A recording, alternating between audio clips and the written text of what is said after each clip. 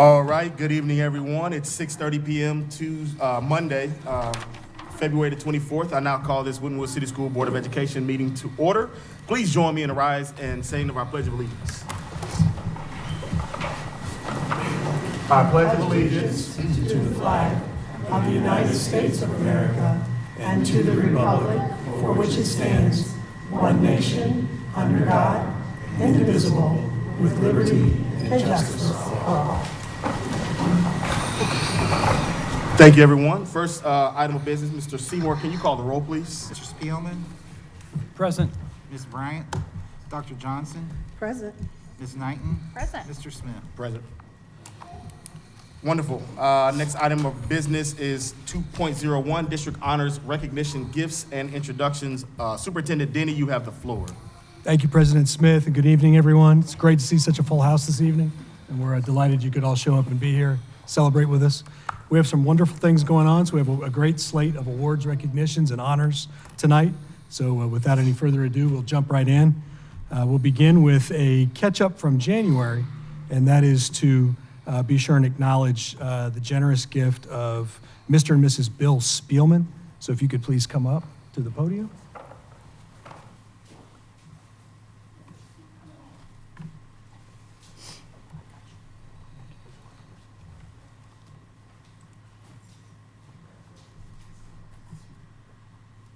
Thank you so much for the generous support of our athletic program at Winton High School. We really appreciate you. Thank you.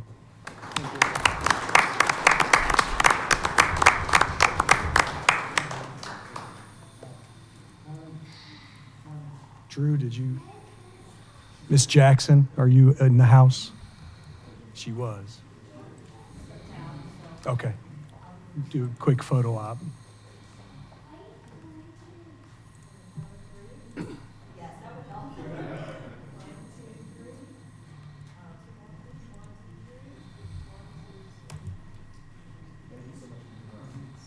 Thank you.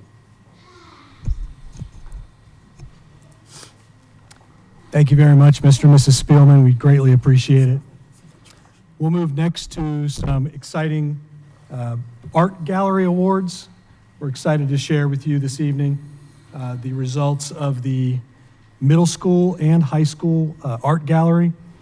The middle school art gallery was held on January 16th, 2025, so last month, and it was managed and facilitated by art teacher Mr. Dave Simon, who unfortunately could not be with us this evening. But Ms. Carol Becky Youngs, are you present?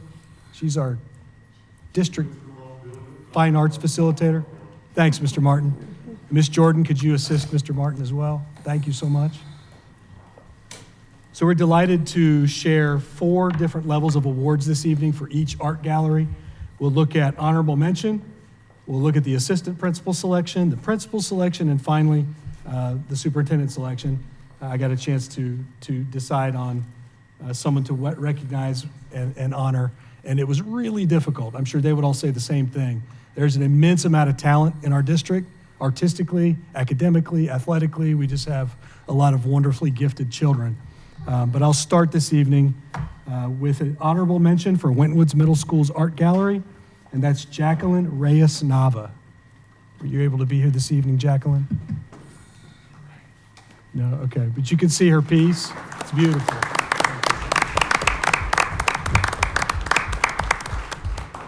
Thank you, Mr. Martin. I'm like Vanna White here. You're making it look easy, sir.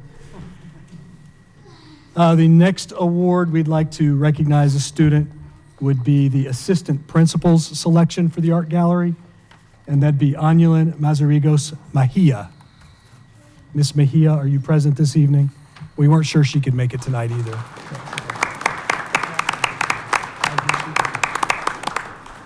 Thank you, Mr. Spielman. And I just was informed that Jacqueline just arrived. So Mr. Martin and Ms. Jordan, we have a medal also to recognize. So Jacqueline did arrive? Jacqueline's here. Come on up to the podium, Jacqueline.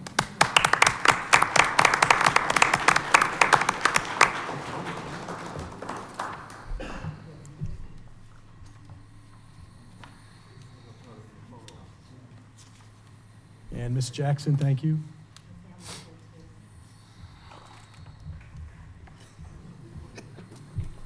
And Jacqueline, did you bring anyone with you this evening? We want to include them in the photo as well, if we could. One more quick photo. Thank you, family. We appreciate you all being here.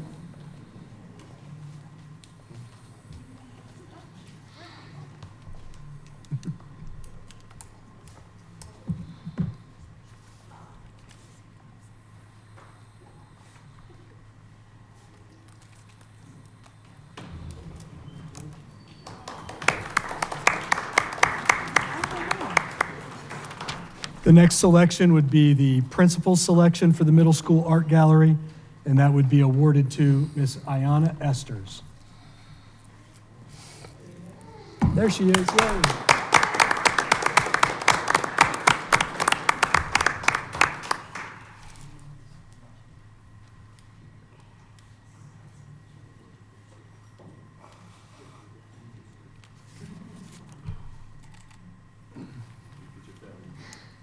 And family, would you like to join, please? Come on up. Thank you for being here this evening.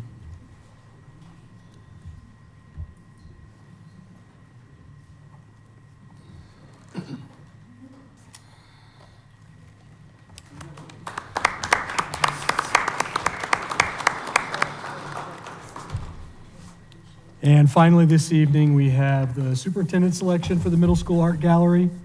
And we were informed that unfortunately he could not be here this evening, but that would be awarded to DJ Smith. Congratulations, DJ.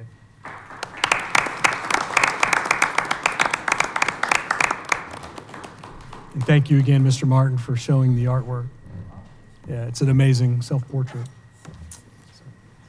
Congratulations to all of our middle school award winners. Miss Becky Youngs, were you able to arrive yet? Okay, that's all right. So we'll move ahead to the high school art gallery award winners as well. And we'll begin with honorable mention, which would go to Lanaya Milo. Lanaya, are you here this evening?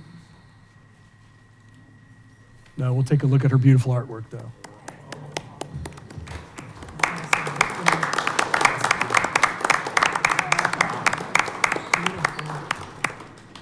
Yeah, the use of color is remarkable.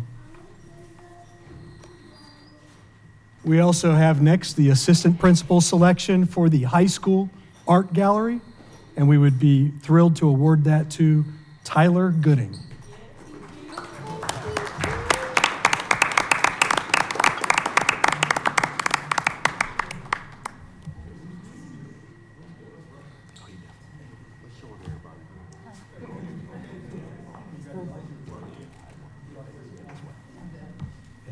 Oh, wow. It's amazing. Wow. Very nice. Yeah, it's beautiful. It's like a man with his hand over his face. Yeah, that's... Smile, Mr. Seymour. And family, we'd love to have you come up as well.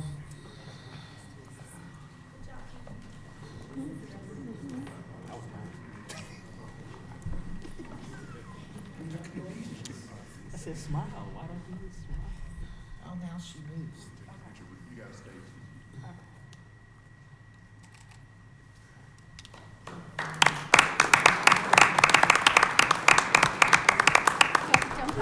So there was an additional piece that CBY just brought to his. Okay. So you want to show everybody what it looks like, CBY?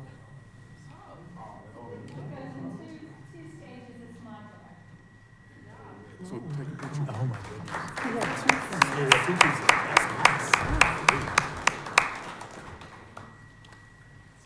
This is some remarkable 3D art. Congratulations, Tyler, and family, thanks for being here and sharing him with us. Moving on, we now go to the principal selection, and Mr. Martin's even here, and Miss Becky Youngs. So if you'd join the following winner at the podium, that would be fantastic. Hopefully he was able to make it. Corey Blevins, are you here this evening? Corey? Yay. Come on up, Corey.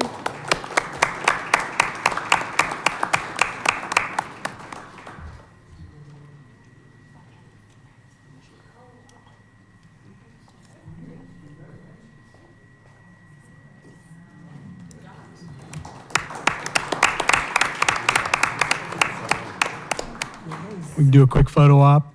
Miss Jackson, if you're available. Yeah.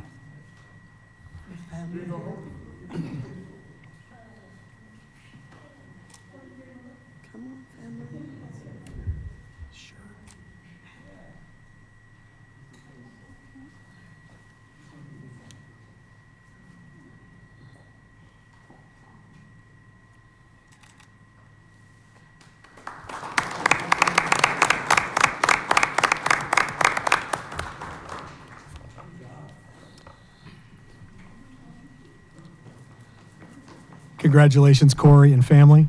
Some wonderful work. Thank you.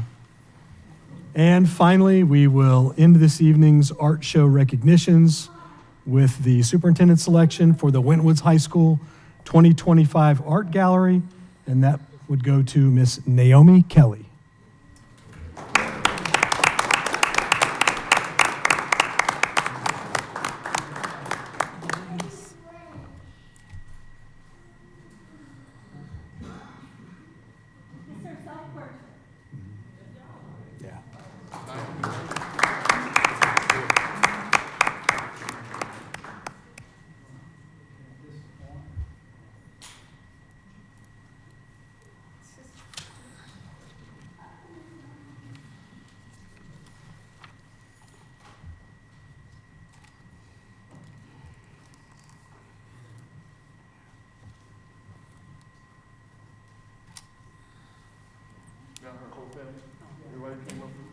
Yeah, family, we'd love to have you join us if you could. Thank you.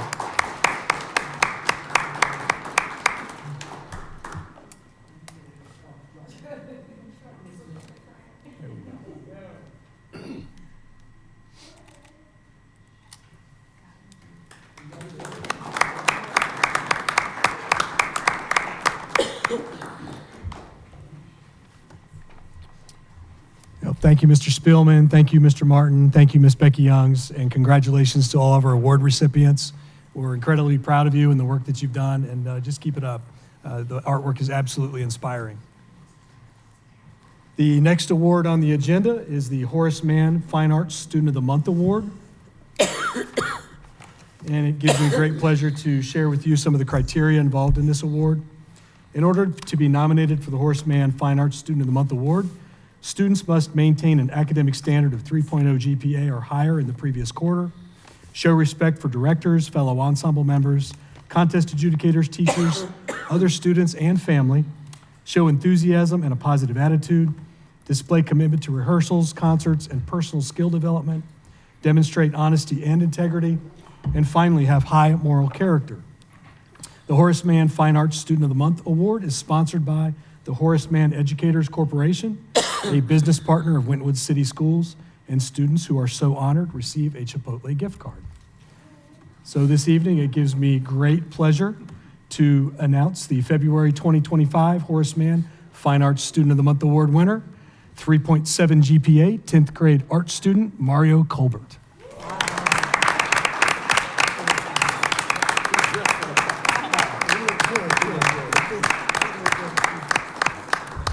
And Mario, if you'd remain at the podium, I'll read some really nice things about you. Some really nice, absolutely accurate things. From Miss Sheridan, your art teacher, Mario is a great student. Not only is he responsive to feedback and motivated to create great art, but he elevates the students around him. He helps to keep peers on track and encourages them to do their best. It's remarkable. And I got a little bit more. This is from Miss Harmony Main, your other art teacher, who says the following: I always look forward to seeing Mario around the school and in class. He has a positive attitude in everything he does, and he is such a great role model to other students. Mario always strives to do better, and he's not afraid to ask for help when he needs it. But he also makes sure to make it a point that everyone else in the class feels included and gives a helping hand to those in need when they need it as well. Mario, thanks. It's tremendous.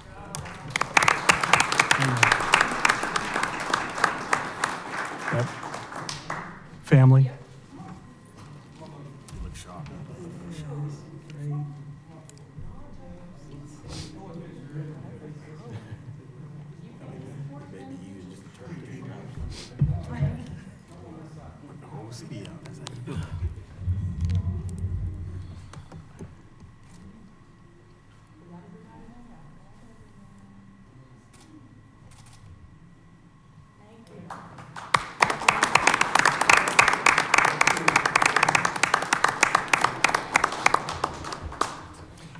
Congratulations, Mario and family. Thank you. The next award on the agenda this evening is the Kiwanis Character is Key Award. And if I could have Mr. Dave Bell please join us here at the front. Dave is the president of the Kiwanis Club for City of Forest Park in the Village of Green Hills. And it gives me great pleasure to share with you the award winner this evening. But first, I'd like to share a little bit of the criteria. The award trait this month is citizenship. Students are selected for the Character is Key Award from the Kiwanis Club based on the following description. Citizenship means doing your share for your school and community to make it a better place for all students and citizens, and getting involved in community affairs, being informed, voting, being a good neighbor, obeying laws and rules, and respecting authority, protecting the environment. The Kiwanis Character is Key Citizenship Award is sponsored by the Green Hills Forest Park Kiwanis Club, a partner of the Winton City School District. The recipient so named will receive a La Rosa's gift card as a part of this award. So it gives me great pleasure to recognize 12th grade award recipient for the month of February, the trait of citizenship, Ashley Diaz.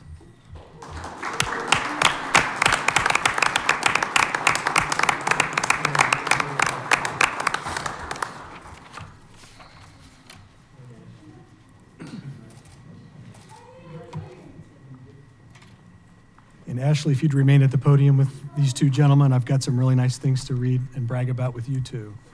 So this is from high school counselor, Mr. Tash, and he writes the following.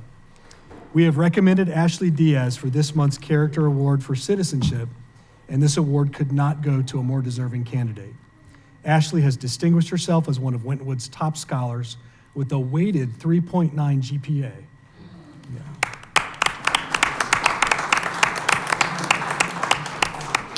And mind you, this is in the most rigorous courses possible on her way to earning an honors diploma as recognized by the state of Ohio. Academics, though, is only the tip of the iceberg when it comes to Ashley. Ashley is one of the kindest, most responsible young ladies you will ever encounter. She works very well with others and always tries to help classmates who are struggling. Ashley also serves as a student aide in the main office.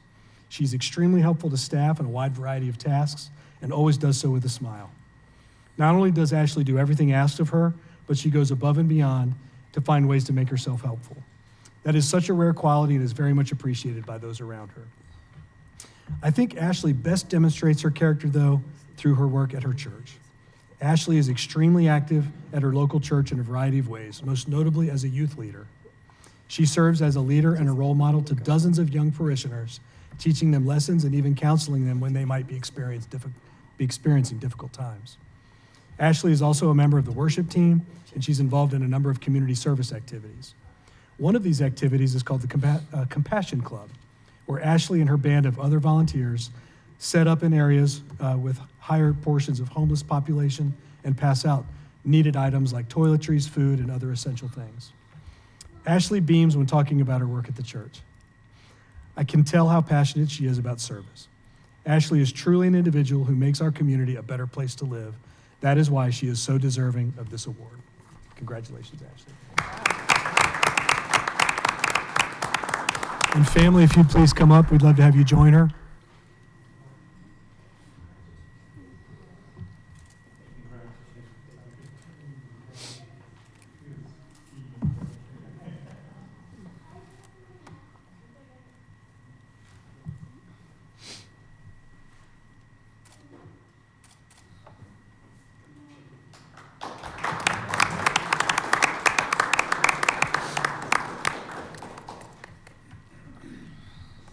Board and audience gathered here this evening, it gives me great pleasure to announce the next award, which is the Kiwanis Student of the Month Award. This is will be going to a Wintonwood High School student. Just a quick bit about the award. The Kiwanis Student of the Month Award is sponsored by the Green Hills Forest Park Kiwanis Club, a business partner of Wintonwood City Schools, and the student so honored will also receive a La Rosa's gift card as a part of the award. So it gives me great pleasure to announce the February 2025 Kiwanis Student of the Month Award, the 11th grade Wintonwood High School student, Ronan Buell.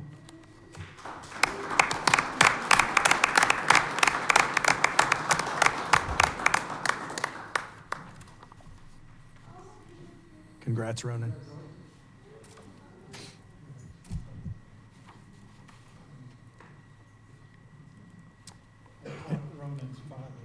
Oh, wow, that's a great connection. So, yeah, quick photo up, and then I'd love to read some great things about Ronan. And this is from your counselor, Ronan, Mr. Brad Tash. We are proud to nominate Ronan Buell for February's Kiwanis Student of the Month. Ronan is an outstanding young man and student and an outstanding person in general. Ronan is one of the top students in the entire school with a, wait for it, 4.3 GPA. Wow. There's some low scholars here. He has elected to take some of the hardest courses available to him, including a college math class. His math teacher nominated him for the award, and Mr. Amstutz was the teacher. He had this to say: I have known Ronan ever since he was in the 7th grade. From a very young age, I could see the potential and drive that he had for life and school. He was always looking for ways to challenge himself and to improve. It wasn't until his 11th grade year in high school that I had Ronan in class, however. As a 10th grade student, he chose to take the most rigorous pathway that our high school offers in mathematics. In his 10th grade year, he took a class called Pre-Calculus Aligned Physics, or PCAP as we call it. This course combines the two content areas into one in a double block through a setting that is accessed via the lens of project-based learning. This year, I now teach Ronan in a CCP, or College Credit Plus, pre-calculus class via the Cincinnati State Community College. During his time so far, he has been a true leader in organization study groups, asking pertinent and challenging questions in class, and he currently holds the 3rd highest grade in the course. And he is always consistently looking for ways to make himself better. That's amazing. Ronan is not just a great student, but he's also a great person. He participates in cross-country and track, and he's also a member of the Model UN team. When we hosted a group of students from Cyprus, Ronan was chosen as one of the ambassadors to represent our school and student body to take the lead on showing the group around to our school. The ACT test is coming up, and Ronan is determined to do so well, so he volunteers his warrior time twice a week to work with a tutor to get himself prepared. I was so impressed Ronan after the honor roll celebration in the gym. Without being asked, as all the students were exiting, there was Ronan picking up all the balls that the students had left behind at the end of the activity. But that's just the type of person Ronan is. On top of everything he does at school, Ronan also works a job at a restaurant. Last year, Ronan applied to and was accepted into a competitive GE Next Engineers program. He gets to work with GE engineers to learn firsthand the kind of work that they do on a day-to-day basis. Ronan even gets to design his own projects.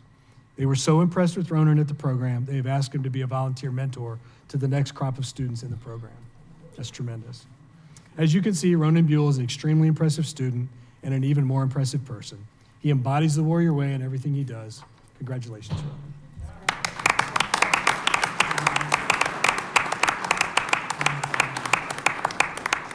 Thank you.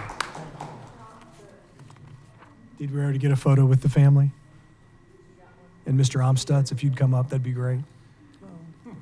Ronan, we're thrilled you're here. Congrats. Yeah, great work.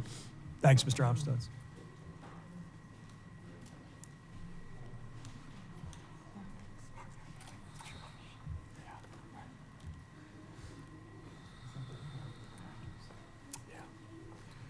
The next award on the list this evening is the Skyline Student Athlete of the Month Award. Just a little bit about the award and the criteria. To be nominated for the Skyline Student Athlete of the Month, students must maintain an academic standard of 3.0 GPA or higher in the previous quarter, show respect for coaches, teammates, officials, teachers, other students, and family, show enthusiasm and a positive attitude, display commitment to practice, games, and personal skill development, demonstrate honesty and playing by the rules, and finally, have high moral character. The Skyline Student Athlete of the Month Award is sponsored by the Forest Park Skyline Chili Restaurant, a business partner of the Winton City School District. Student athletes who are so honored receive a Skyline, as you might imagine, a Skyline gift card. So it gives me great pleasure this evening to announce the February 2025 Skyline Student Athlete of the Month. It is an 8th grade basketball player with a 4.0 first quarter GPA.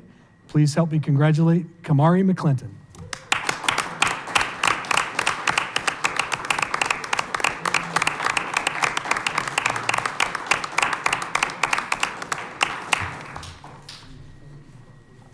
Kamari, I'd love to read some great things about you if I could, if you stay there. Kamari McClinton is a well-deserving recipient of the Skyline Athlete of the Month for the month of February. She exemplifies the quality of a dedicated student athlete, maintaining a 4.0 GPA and earning a place on the principal's honor roll. Yeah, that's awesome.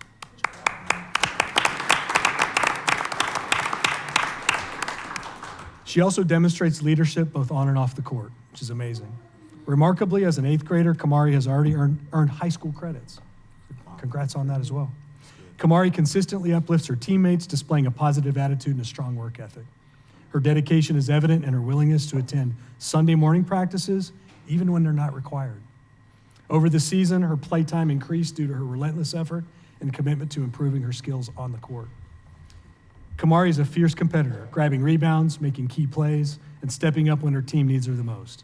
She's also a natural leader, helping teammates remember plays and maintaining high team morale.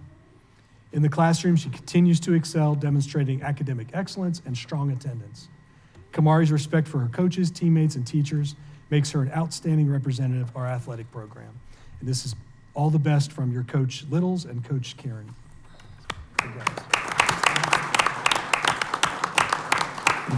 Did you bring anyone with you this evening, Kamari? Okay, great. We'd love to have them join you. Thanks for being here. We got more family. There's more coming. Yay. She's kind of deciding if she wants to be a part of the picture. There we go.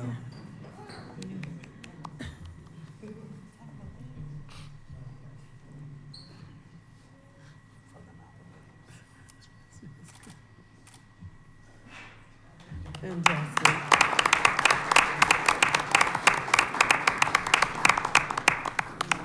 Congratulations again. The next award on the list is the Skyline Teacher of the Month Award. Just a little bit about this award. To be nominated for the Skyline Teacher of the Month Award, teachers must demonstrate the following: excellence in the classroom by using instructional practices that support higher academic achievement; motivation by encouraging and motivating students to surpass their expectations, both academically and socially; leadership by having a positive attitude with students, parents, colleagues, and community members; creativity and imagination by demonstrating creativity and teaching in a way that inspires students to learn; dedication by showing excellent attendance, punctuality, and overall all-around dependability; and finally, communication by communicating effectively to their classrooms, parents, colleagues, and beyond. The Skyline Teacher of the Month Award is sponsored by the the Forest Park Skyline Chili Restaurant, a business partner of the Winton City Schools. Teachers who are honored receive a Skyline Chili gift certificate. So it gives me great pleasure to announce the February 2025 Skyline Teacher of the Month, Miss Lakeisha Edmonds, Winton Woods High School. Edmonds.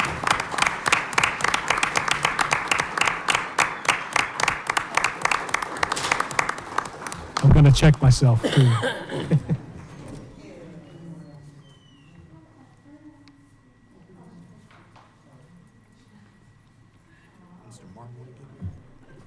Yeah, put Principal Martin in there. Mr. Martin, do you mind joining? Yeah. Yeah, of course. Oh, he's taking a picture. Oh, no, somebody There he else comes. do it. There.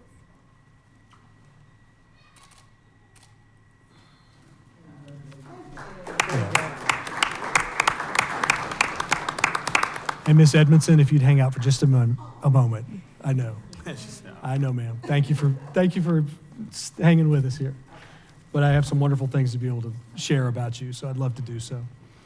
Winton Woods High School math teacher Lakeisha Edmondson is in her 10th year at Winton Woods, teaching a combination of Algebra 1 and Geometry each of those years.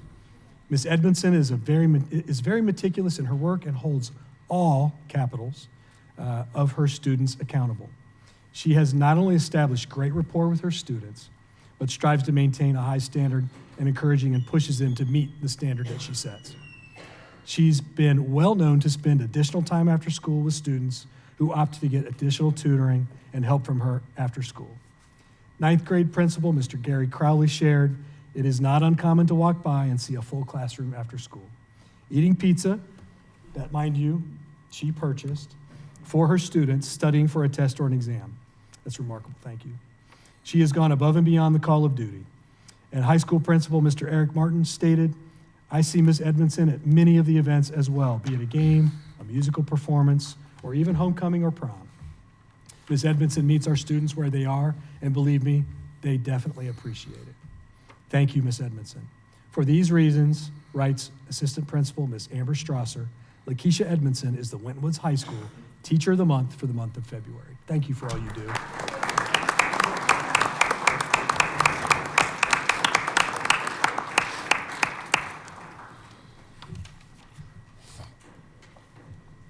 The next award on the list this evening in recognition is recognition of by the World Affairs Council. And this is an amazing accomplishment by Winton Woods High School.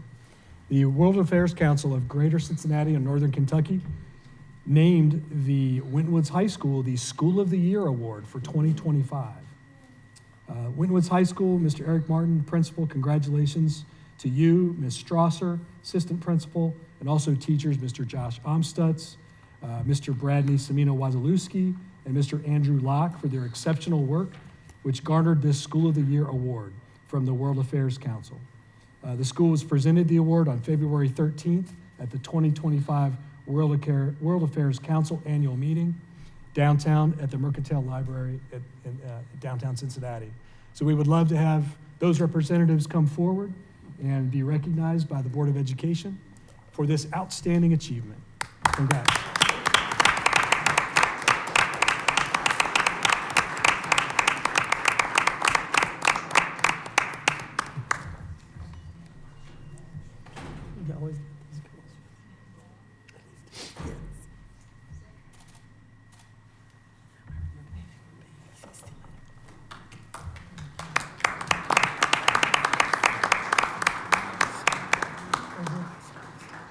And lastly, but most certainly not leastly, we have an award recognizing or recognition to honor the Warrior Pantry, which is a joint effort between We Thrive, which is also Hamilton County Department of Public Health, the City of Forest Park, Winton Woods School District, and also Forest Chapel, UMC, Methodist Church.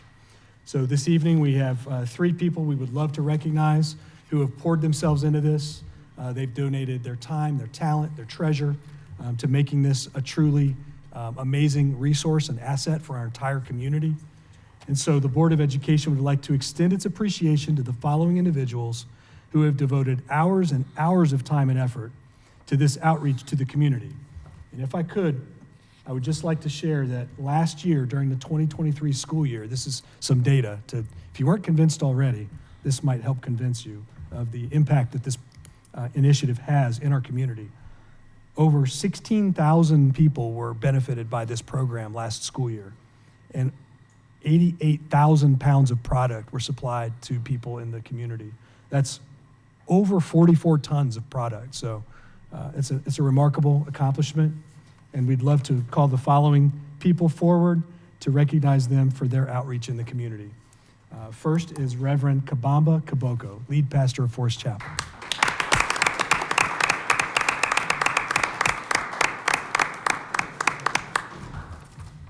And if you'd remain standing, Dr. Kabamba. Also, we'd love to recognize community response specialist for the City of Forest Park Police Department, Officer Ron Wilson.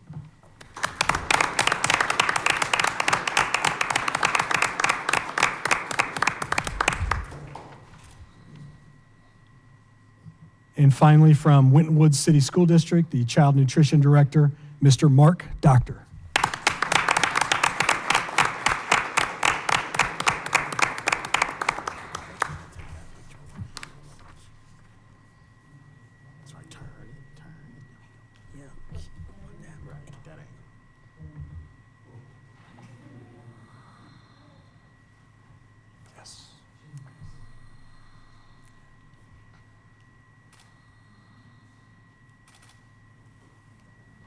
Thank you so much and congratulations. And Reverend Kabamba, could we have you please stay forward, remain here at the front? Could you please come to the front? There's something else we'd like to recognize you with. No, quite the opposite. Mr. Spielman said yes, but no. Yeah. I exaggerated just a bit. We have one more award, but we wanted to surprise you with it. I know. It's a good thing, though.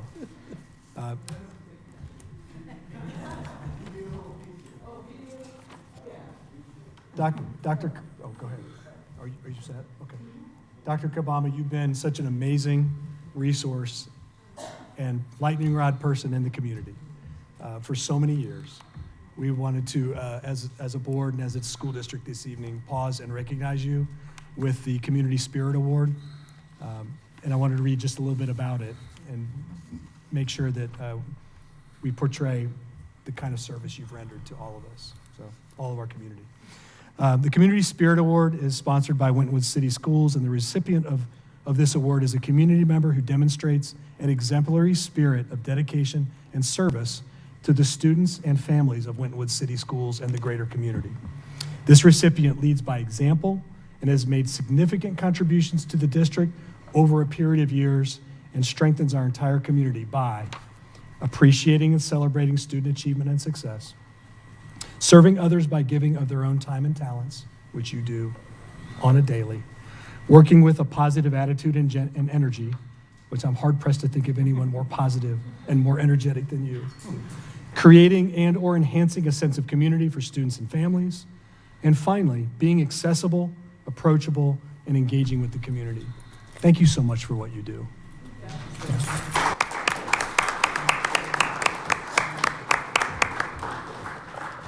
And if you'd remain here, we'd also like to have the whole board join you for a photo.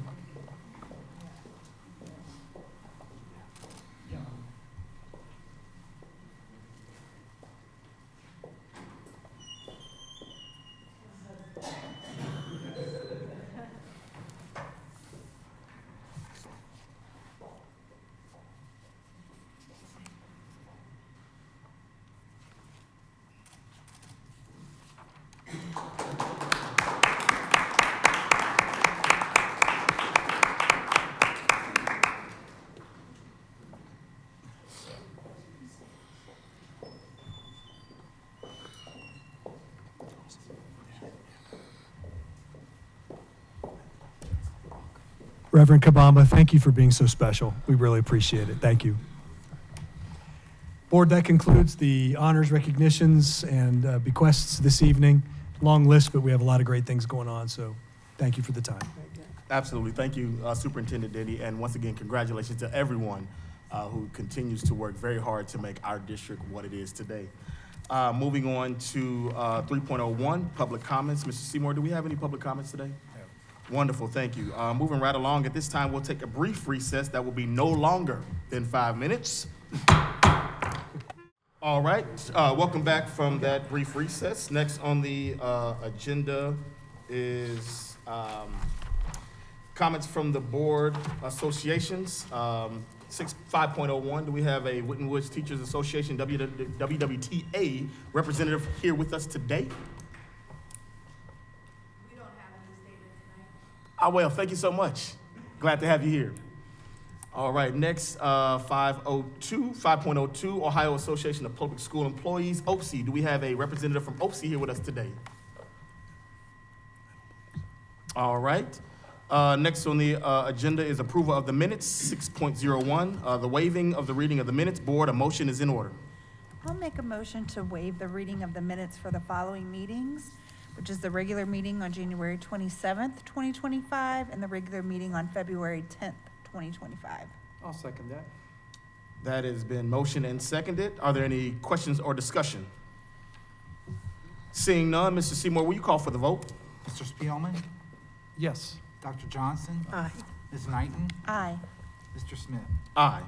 That vote passes unanimously. Thank you very much. Next item on the agenda is 6.02, the approval of the minutes as presented. Board, a motion is in order. Mr. President, I'd like to make a motion to approve the minutes as presented. I'll second that. It has been motioned and seconded. Are there any questions or discussion? Seeing none, Mr. Seymour, can you call for the vote? Mr. Spielman? Aye. Dr. Johnson? Aye. Mrs. Knighton? Aye. Mr. Smith? Aye. That vote passes unanimously. Thank you very much. Next on the agenda is the Treasurer Report 7.01, the financial statements for January 2025. Mr. Seymour, you have the floor. Yes, you have presented in your board schedule the financial report from the treasurer for the month of January. Our year-to-date revenues in the general fund are at 35 million, with our month-to-date revenues at 4.5 million, of which 1.7 million was real estate tax advances and 2.7 were foundation from the state of Ohio.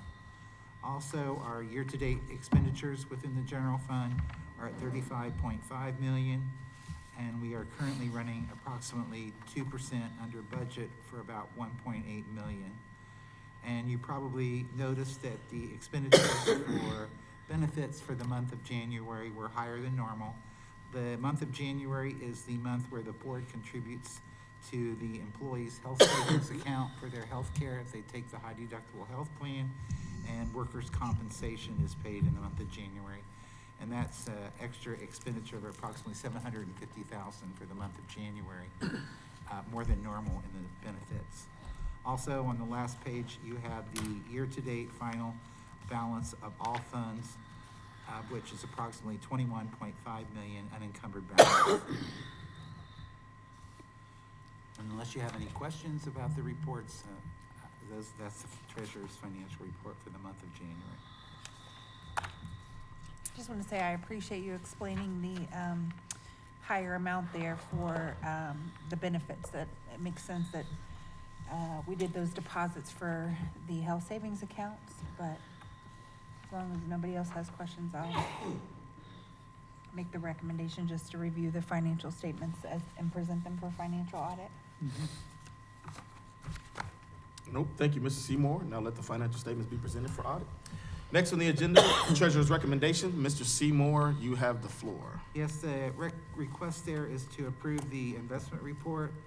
The district had 30.7 million invested during the month of January, which generated approximately 113,000 in interest, 99,130 going to the general fund, and 14,000 going to the building fund. Thank you, Mr. Seymour. Board, a motion is in order. I'll make a motion to approve the investment report as presented. I'll second. That has been motioned and seconded. Are there any comments or discussions? Just a question, Mr. Seymour, that the amount that we had invested in January was 31,500,000, now it's 30,700,000. And, but the interest has been reduced by like almost 33,000. Is that the severe change in interest rates? That is the timing of some of our investments and when principal and interest comes due. Okay. On some of our portfolio investments. As far as regular interest is down slightly from Star, Ohio. And given the talk about continuing to lower rates, that we'll see that number continue to drop, or what it's in is pretty steady? Whenever you see the prime rate go down, it'll trickle down to all of us within Okay. 30 days. Okay. No other questions? All right, thank you, Mr. Spillman. Mr. Seymour, can you call for the vote? Sure. Mr. Spielman? Aye. Dr. Johnson? Aye. Mrs. Knighton? Aye. Mr. Smith? Aye, that vote passes unanimously. Thank you very much. Moving on to 8.02, resolution to authorize filing of Board of Revisions complaint. Mr. Seymour, you have the floor. Yes, I'm asking the board to approve resolutions to file with the Board of Revisions on commercial properties. We're asking the Board of Revisions to reassess the value of the property based on a sale. So we're only looking at some commercial properties here within the district boundaries that sold during '23, and we're asking for a Board of Revision on the value of that property due to the sale. And that would be for 440 Northland LLC, Autumn Hills Apartments, Cadet LLC, Chromium Ventures LLC, Mommy Warehouse LLC, and Teresa LLC. A lot of them are LLCs, limited liability corporations. So they're held by investors. Thank you, Mr. Seymour. Board, a motion is in order. Mr. President, I'd like to move we approve the resolution to authorize filing of 6 Board of Revision complaints as presented, 440 Northland LLC, Autumn Hills Apartment Holdings LLC, Cadet 23 LLC, Chromium Ventures LLC, Maumee Warehouse LLC, and Terrazzo 7 LLC. I'll second that. It's been motioned and seconded. Does anyone have any questions or discussions? Just a question or a clarification. We don't do this with residential properties. We just do No. it with No, we don't commercial. do any residential, just commercial. Just in case somebody's listening and goes, what about my house? So we only do this with commercial. No, this board has never done residential properties, to my knowledge. Just a point of reference. And just for the public's information, I think it's important just to point out, for anybody who doesn't really understand it, these buildings were valued and sold for a certain amount, but we believe that they were valued at a certain amount, but sold for much more than that, Yes, correct? And yes. so, we want to make sure that that the assessment and the taxes collected on that property, is the correct amount. Reflect the fair market value. Yes. And the sale of the property definitely reflects the fair market value, willing seller, willing buyer. Correct. And so we do that, of course, it would be more of a benefit, as those taxes are collected for the school district. So, that's why we do those on those commercial properties. Thank you, Mr. Spielman. Ms. Knighton. Mr. Seymour, can you call for the vote? Mr. Spielman? Aye. Dr. Johnson? Aye. Mrs. Knighton? Aye. Mr. Smith? Aye. That vote passes unanimously. Thank you very much, Board. Next on the agenda is reports from the superintendent.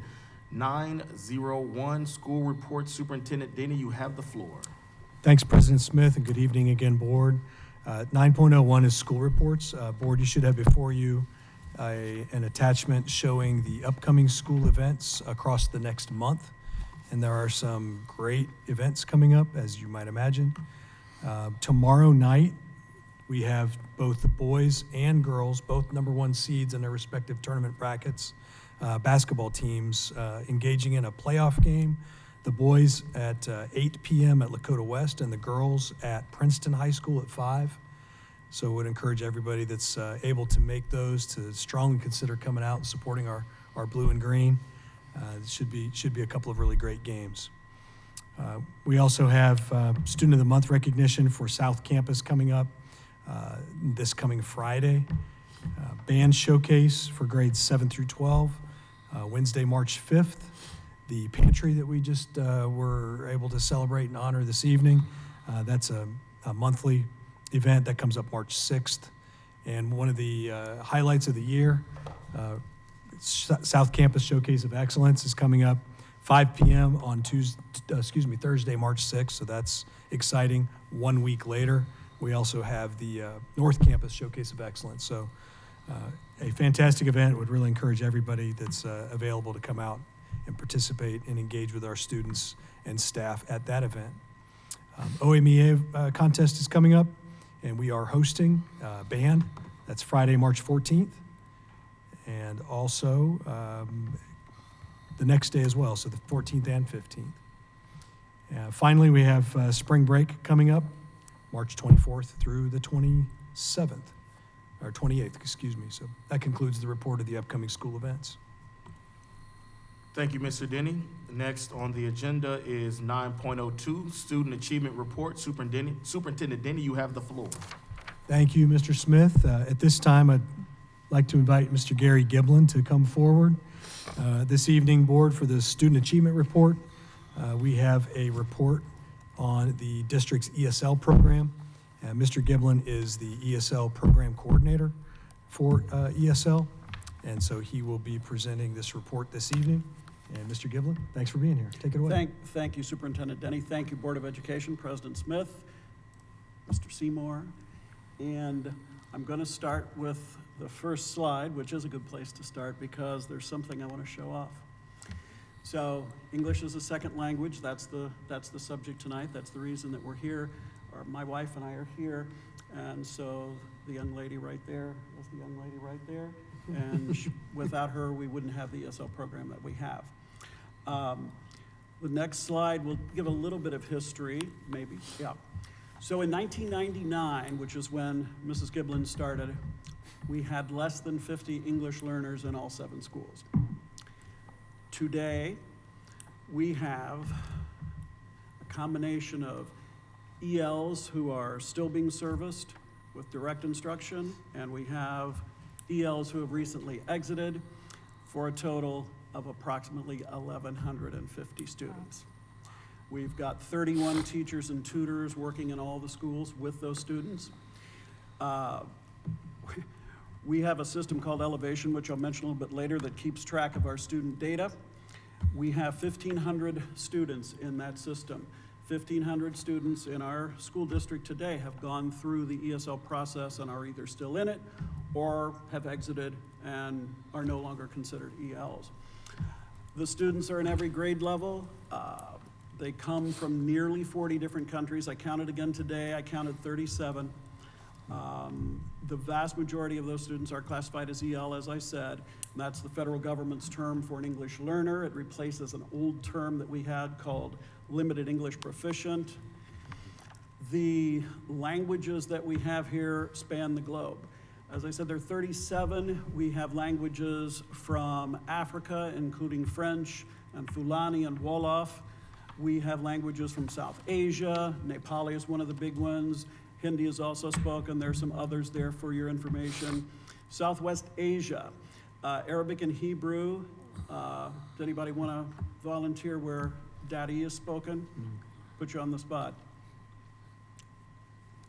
We have one student in the middle school and 2 other siblings from Afghanistan, and their language is Dari, which is intelligible, mutually intelligible with Persian. So if that's a reference. South Asia, Cambodian, Vietnamese. South Pacific, we have folks from the South Pacific area, including Samoa and Micronesia. And of course, Spanish is our #1 language other than English. 68% of our English learner immigrant families and students speak Spanish. Other stats, 44% of our ELs were born outside of the US, but 56 were born in the US. So we're not talking about an exclusively immigrant population. A lot of these kids were born right here in the States or right here in Cincinnati. We have 190 who are newcomers. Those are students who have been here less than 2 years, born in another country. They're considered immigrants, and those are the students, obviously, that receive immediate service from the get-go when they walk in. Spanish interpreters in the enrollment center, and so on down the line through their classroom teachers. We have also what are called, and this is kind of an unfortunate term, long-term ELs. We have 260 that have been in the program for 5 years. Several years ago, the state indicated that we should keep track of students who have been in the program for over 5 years, which we do, but there's never been anything else from the state on what we do with that data or what consequences there could be for having students who take longer than 5 years to master English. And quick sidebar, most research suggests that it would take at least 7 years and in some cases up to 10 years to become fully proficient in English. So the 5-year time span, that's a little short. Got some, yes. Before you move on, Oh, I'm before so you move sorry. on to No, this go slide, ahead. I just wanted to ask you, so that 5-year limit, Mhm. it doesn't matter what age they begin at? Exactly. Okay. Yeah, you're very, very, very correct. As I mentioned, about 2/3 of our family speak Spanish. These are some quick stats on Spanish because this is our #2 language in the Winton Woods School District. So it is the world's 2nd most spoken language. It's a native language in 21 countries, if you count Puerto Rico as a separate country. And one thing that I learned, my wife already knew because she's been to literally every Latin American country except one. She's lived in 4 or 5 of them, so I had a great tutor in her. We use terms, we who are not Hispanic, we use terms like Hispanic. That's not a term they use. They use it because they've heard us use it. Our children who speak Spanish, they're Guatemalans, they're from the Dominican Republic, they're Venezuelans, they're not Hispanic. And some of our families, Spanish isn't even their first language, nor the kids' first language. We have Guatemala is the largest country represented in our list of countries. I think I wrote the number down, conveniently left it in the car, but the number of students from Guatemala, many of those students, their families speak an actual Maya language. So when kids have asked in the past, what happened to the Maya? They're right here in our schools. And they speak languages such as Mam or Quiche. And this I put on there, again, just a little kind of a, cultural reference. So it's easy to say Hispanic for the people who speak Spanish and they come from different countries and so on. But again, that's not the term that they use. And I put just a little thought scenario on there. If you've got a group of folks from Canada, the United States, Britain, and you're working somewhere, attending a conference or something like that, and somebody comes in and says, hey, where are all the Anglos? They need to move over here with thee. How would we feel? And that's kind of the way that we've learned to talk to and about our students from other countries. Excuse me. Our students from Africa who say, when asked, well, I'm from Africa, but where in Africa? And sometimes you get the second reply as Africa. And again, they've been conditioned at some point to just say Africa, because unfortunately many people in the United States, if you said Burundi or you said Congo as one of our guests, country of one of our guests this evening, they have no idea what you're talking about. And that's something that we've tried to change over the years to increase that awareness. So how do we teach our students? Well, way back in the day when we had two people, they were ESL tutors. That means they were not paid nor treated the same as teachers. Some years after I started, all ESL tutors became ESL teachers and obviously had to have the credentials to do so. So they have something called a TESOL, Teaching English to Speakers of Other Languages, endorsement or licensure. And all of our ESL teachers, there are 14, all of them have that licensure.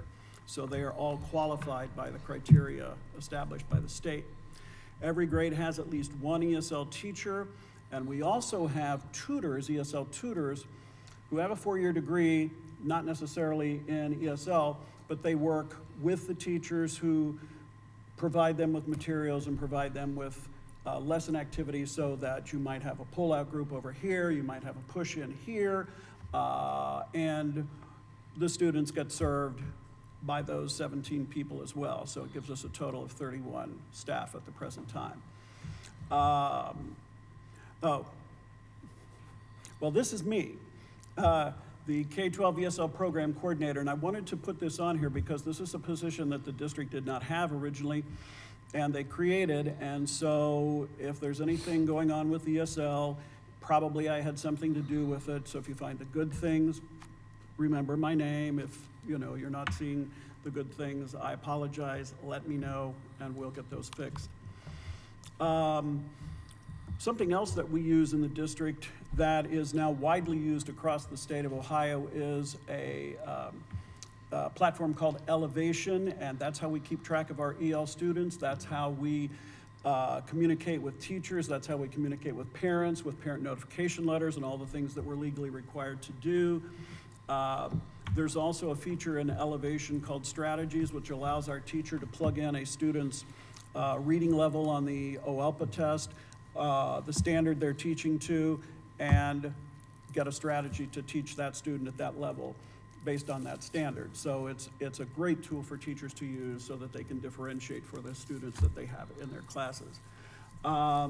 Elevation also contains professional development modules, which we have talked to our staff about, and so by taking the trainings in there, doing the modules, they can receive credit for that. So the Elevation system, which we wouldn't have if it weren't for Mrs. Hobbs back there, who is amazing with tech.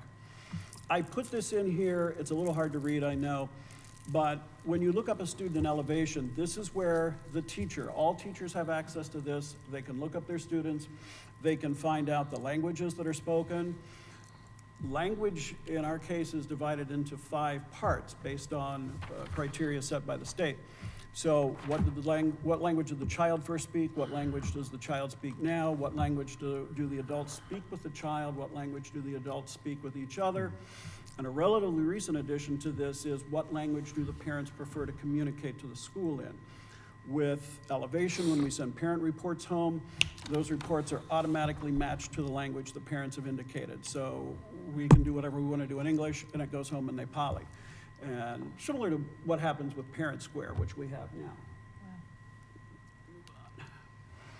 So instruction could be provided on a, as I said, push-in or pull-out basis. In 712, ESL is a scheduled class, and we typically think of them as ESL 1, 2, and 3. The level 1 is for the students who just came, the newcomers primarily. Level 2 would be for our intermediate students. Sorry, I flipped that around. Did I flip that around? No, I did it right. Okay. So level 1 would be the beginning level class, level 2 the intermediate, and level 3 for the advanced ELs. And a lot of our ELs are advanced and they speak English very well, but they have a challenge just like so many of our students with reading and reading comprehension. So that's what's focused on usually with those students who've been in our program the longest. And we also have some resources that we recommend to teachers and to families. These are on our ESL webpage.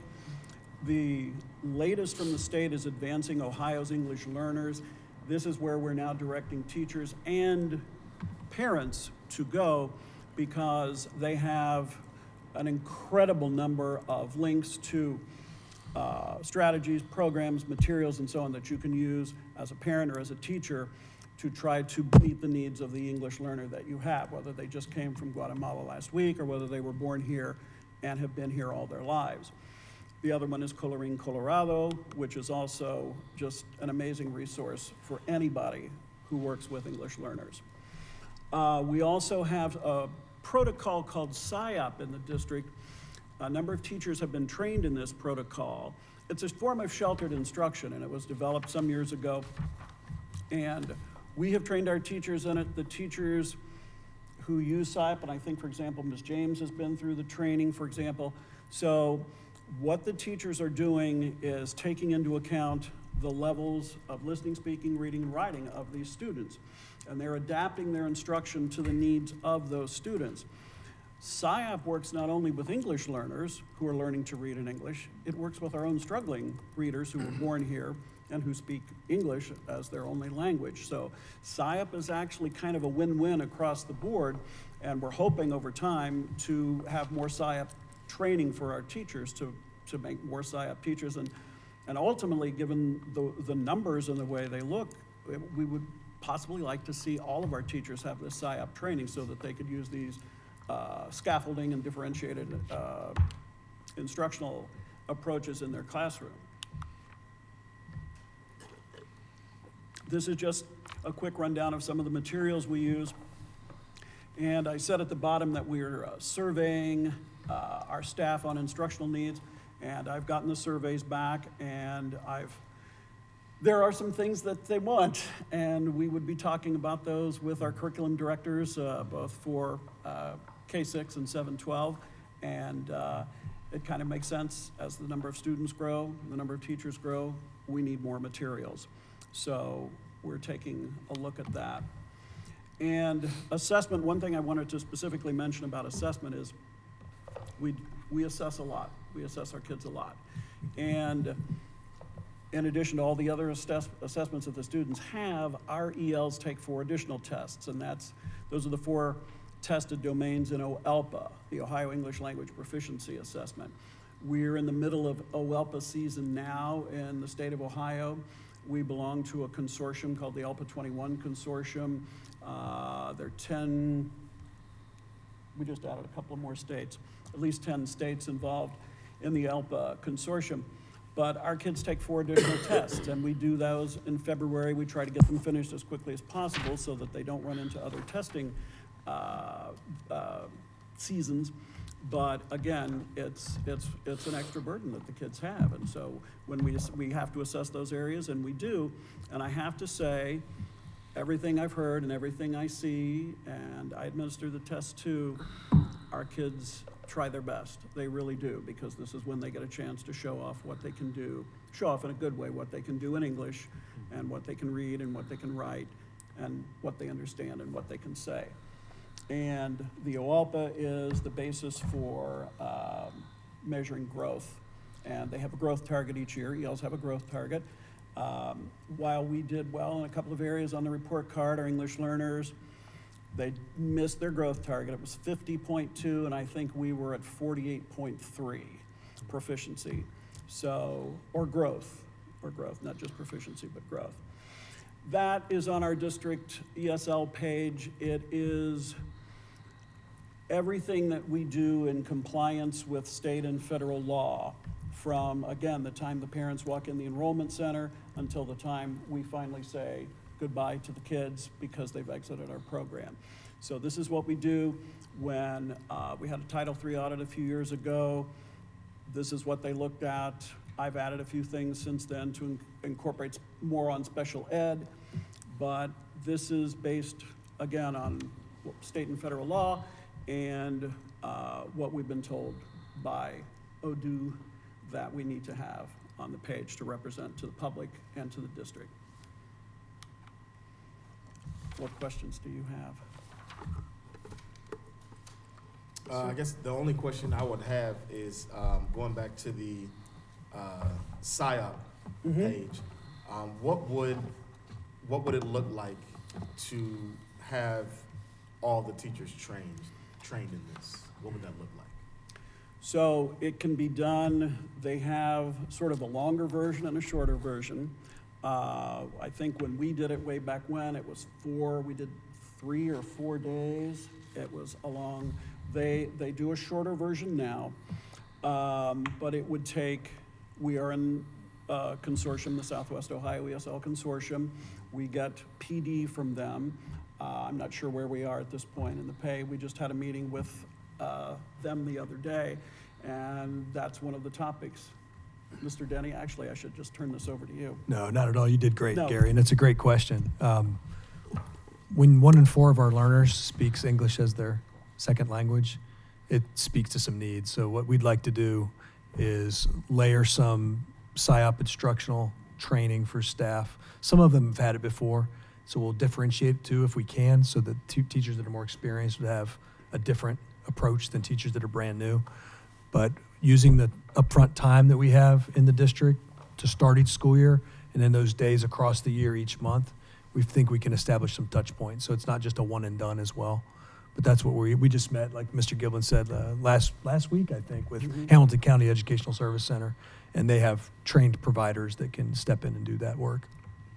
Thank you. So kind of to piggyback on the question that Mr. Smith asked, so does it have the capacity to help students with the standardized testing as far as like kind of, I don't know, leveling the playing field, equalizing things for them, you know, so that they can understand the questions that they're answering? I mean, that would be the goal, whether it's for English learners or for our gen ed population. And we know the reports that we get from the state. I was just looking at it again today. We know that a lot of our students struggle with reading, and especially test results in the middle school, which is where I teach, show that they struggle with things like main idea, actual comprehension of the passage. So PSYOP, that is one of the features of PSYOP instruction or PSYOP adaptation, is not necessarily just meeting kids at their level. We want to challenge them, we want to stretch them a little bit, but taking into account where they are in terms of language, again, EL or Gen Ed, where they are in terms of language. And I kind of wish I had brought something. PSYOP has 8 components and 30 features. The very first thing that you do is you look at the kids, you see who you've got, you look at their scores, you see where they are, and then you have your standards, you have your curriculum map, whatever is the basis for your teaching, but then you look, and as I said, the strategy is part of our elevation platform. You can go in and you can, okay, all right, this is the way I need to adapt this for this student. So we want to bring the kids up, and that's, again, all the kids in that classroom, and bring them up. And again, one of the pieces that we know when we drill down into our data is comprehension. So that's going to be a big one. And when you were talking, that's what that made me think of, Dr. Johnson, that we know where our kids are, we know what they need, we just need the tools. Am I One going of, on one too of the things I'd quickly add is, one of the best things about SIOP is it's just good instructional strategies. So Like is it it, almost kind of like when you drill down, is it kind of like an individual education plan for each student? Well, it could get to Kinda that like- level, but it definitely involves differentiation. Because it would be different for each person wherever their learning, need is, like where it starts, where it stops. Everybody's not on the same. I actually think you're on the right track there, because really that's kind of what it comes down to. We're looking at the needs of this particular student and we're trying to meet those needs. Now, by and large, I think we're going to find that a particular student whose data we're looking at right now, that student is in a cohort with other students that have had similar reports and similar outcomes on their assessments, so that you wouldn't just, because let's be honest, that would be a little tricky to have an actual individual plan for every single student. But nevertheless, I You think, could kind of begin to group a little Exactly. bit better, based on this. Okay, so the other question I have, we're under curriculum, where you talked about textbooks and online resources. Those resources would still be the same textbooks and resources that the other students in the school for that grade level have to go through or not? I don't know. so our ELs would have access to the same curriculum. I mean, that's a Title VI civil rights Right, sure. dictum right there. So they would have access to the same materials, same grade level materials. However, in addition, depending on their needs, whether there are newcomers or intermediates or the ones that have been here for a while, they're going to have possibly supplemental or additional materials. For example, my wife and I teach in the middle school, and she teaches the newcomers. I teach the long-term kids, so it's really on me to get them exited. And those students use the same materials in their classrooms. Now, we have PSYOP pods in the middle school, so those teachers are adapting their instructional path to the needs, ideally, of those students.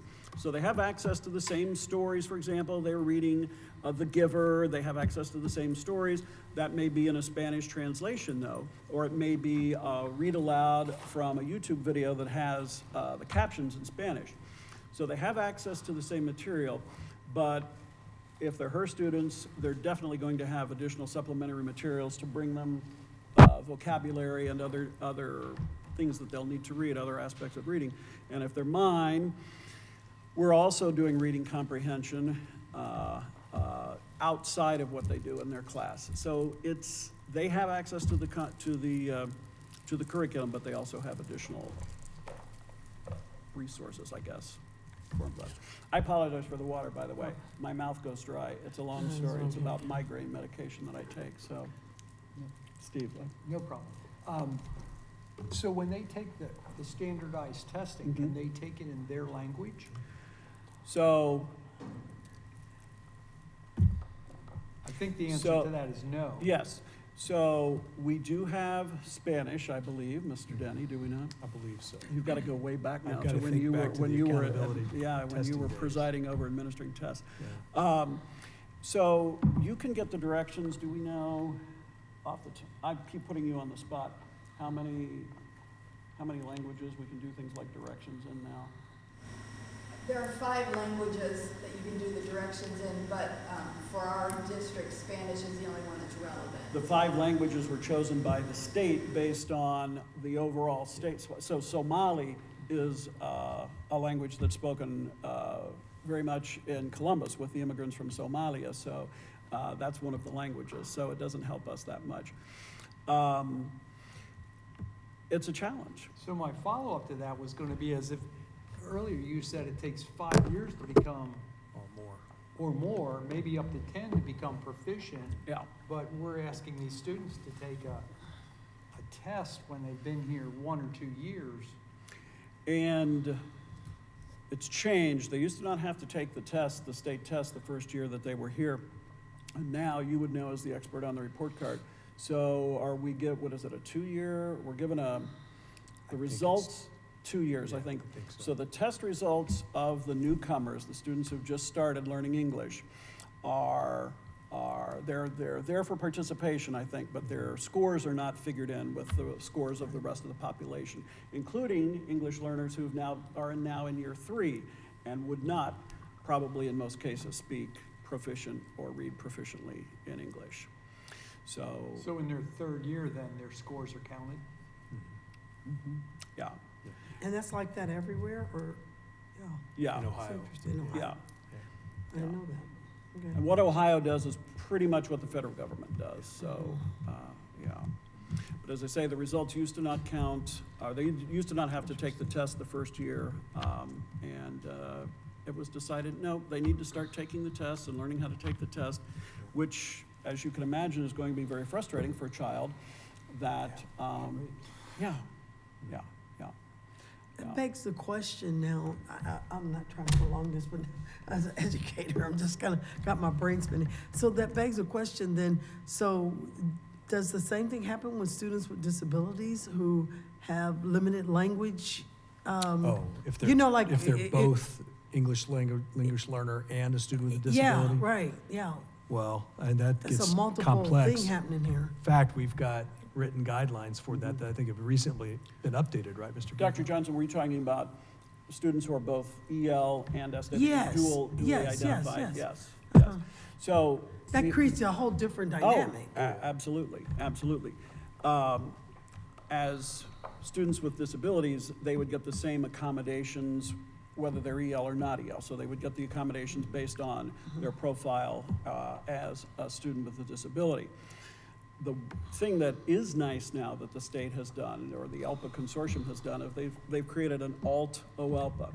So if you're EL and you have an IEP and your special ed folks have said this student should be exempt from, they can be exempted from domains if they're taking the standard OELPA. I know I'm going to make this confusing, but the alt OELPA is intended to prevent them from having to have any exemptions. It's intended to address the needs of students who are both EL and identified with disabilities. So that exists now, hopefully lowering some of the barriers for the students as they attempt to show that they can become proficient or at least grow in the English language. Okay. We do okay, Ms. Bray? Did that do justice? Yeah. Okay, all right, thank you. Just cross-checking. Good job, Mr. Gibbon. That's a good question. I'll think of more. I'll get in Think of more. contact. I don't know. It's giblin.gary@wintonwoods.org. Yes, I will. Thank you. This is a very good presentation. Got my mind. Thank you. Thank you for that All right, presentation. you're very welcome. Appreciate You're it. very Thank you so welcome. much. Very good. Yeah, thank you, Mr. Giblin. Yes, either Appreciate you. Giblin, she's an expert. She told me I was not allowed to mention her once He's I just got gonna up. throw you in there like, help out. Seriously, no, That's good. That's 26 good. years, 24 years, right? Thank you. Thank you so much. Thank you.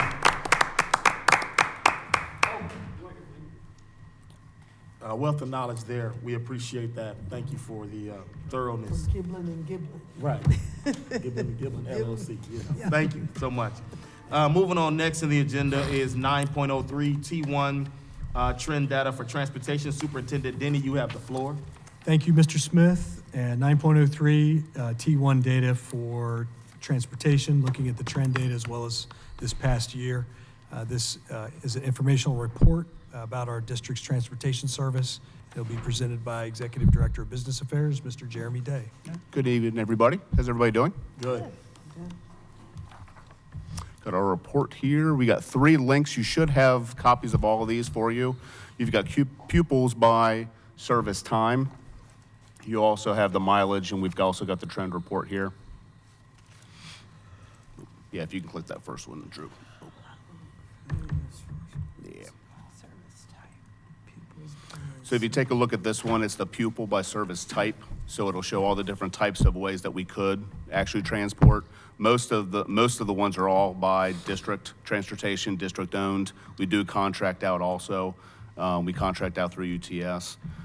They do handle a lot of special ed transfers, transportation. They also do a lot of foster care placements for us too, and homelessness is where that will really come about.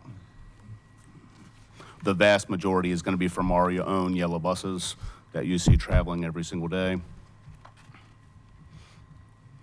And Drew, if you can scroll down to the bottom. Yeah, thank you.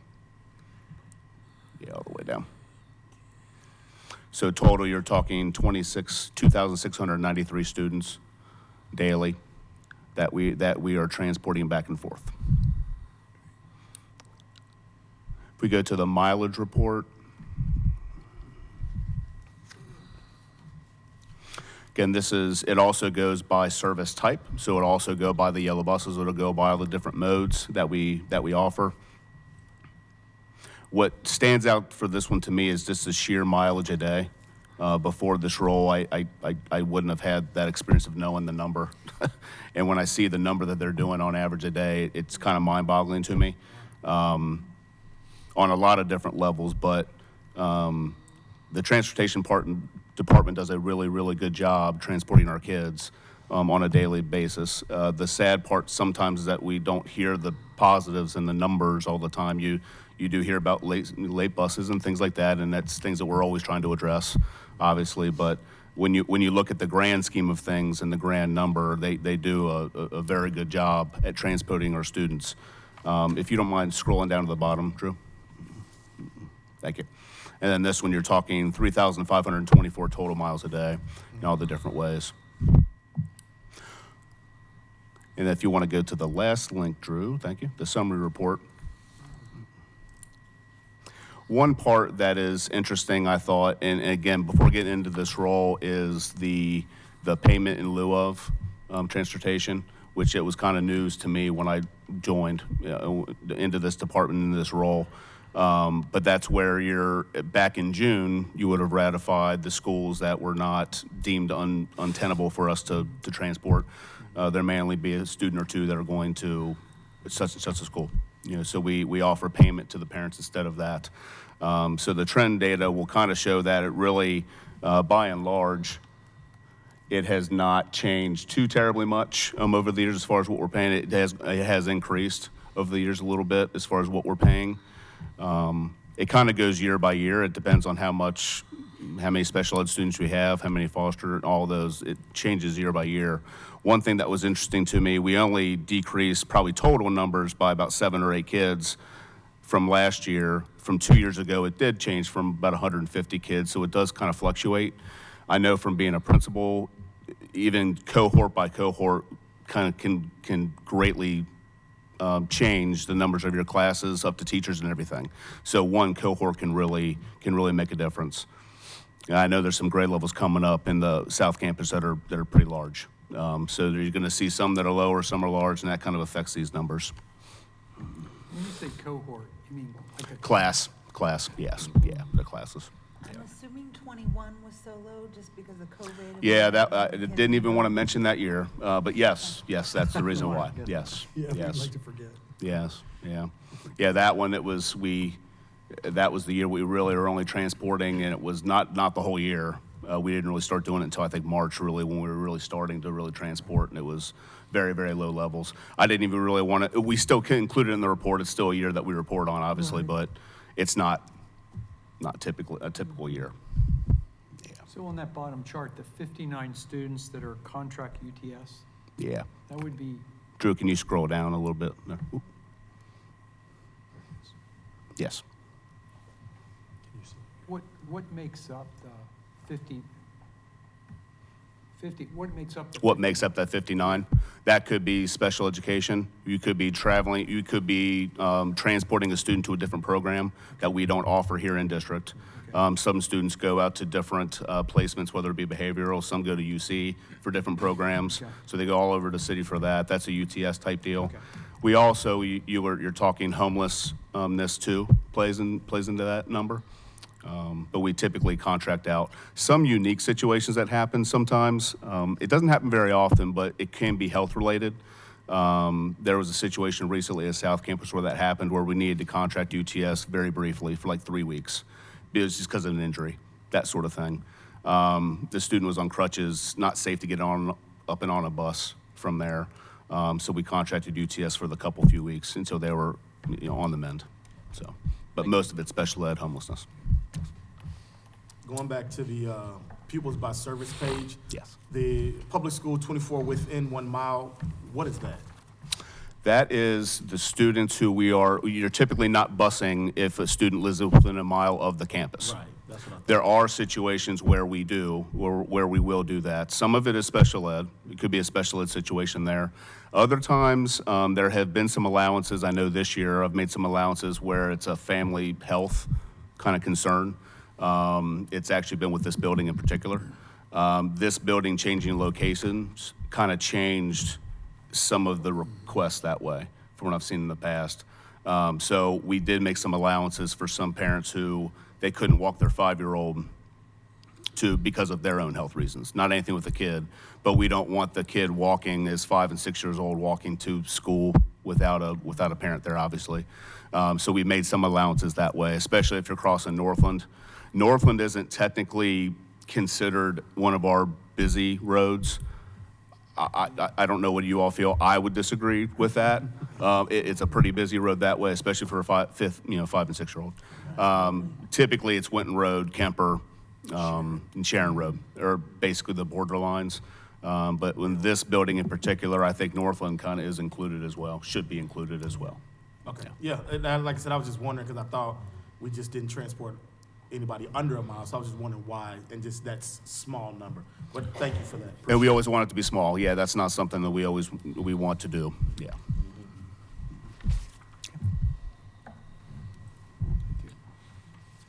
Good, yep. Okay.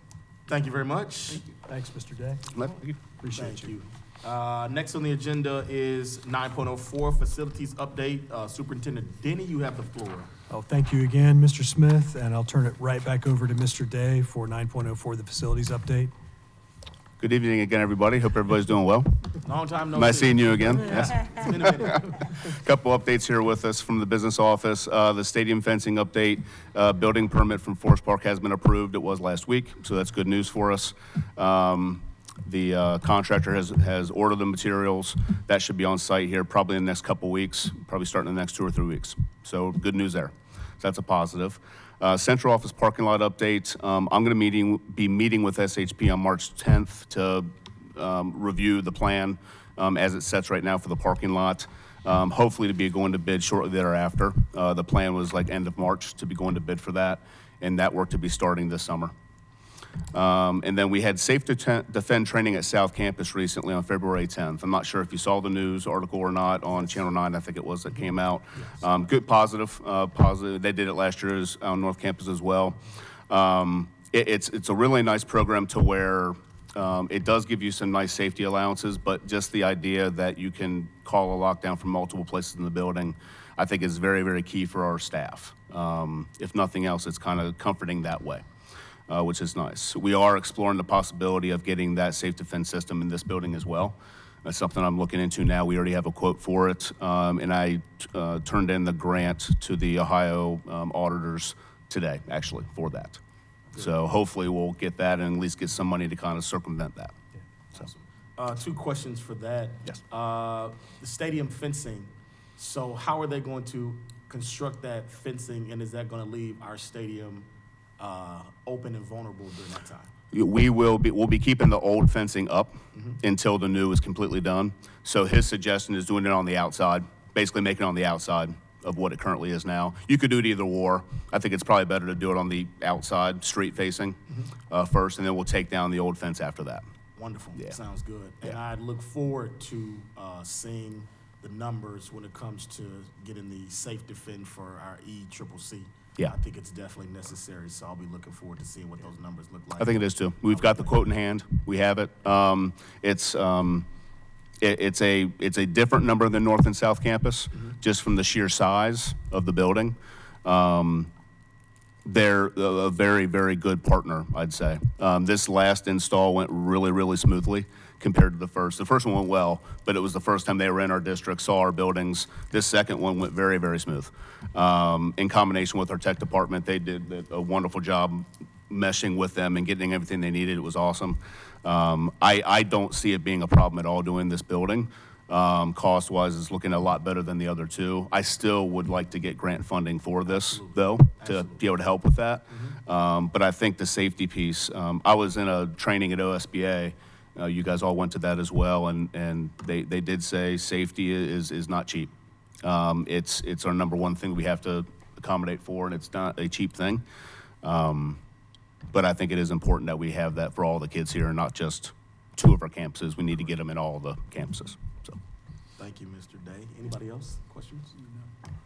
Wonderful. Thank you, Mr. Day, again. Appreciate it. Mr. Denny, thank you so Thank you. much. Next on the agenda is 9.05, first read, revised board policies. Superintendent Denny, you have the floor. Thanks again, Mr. Smith. Board, you should have before you a series of policies.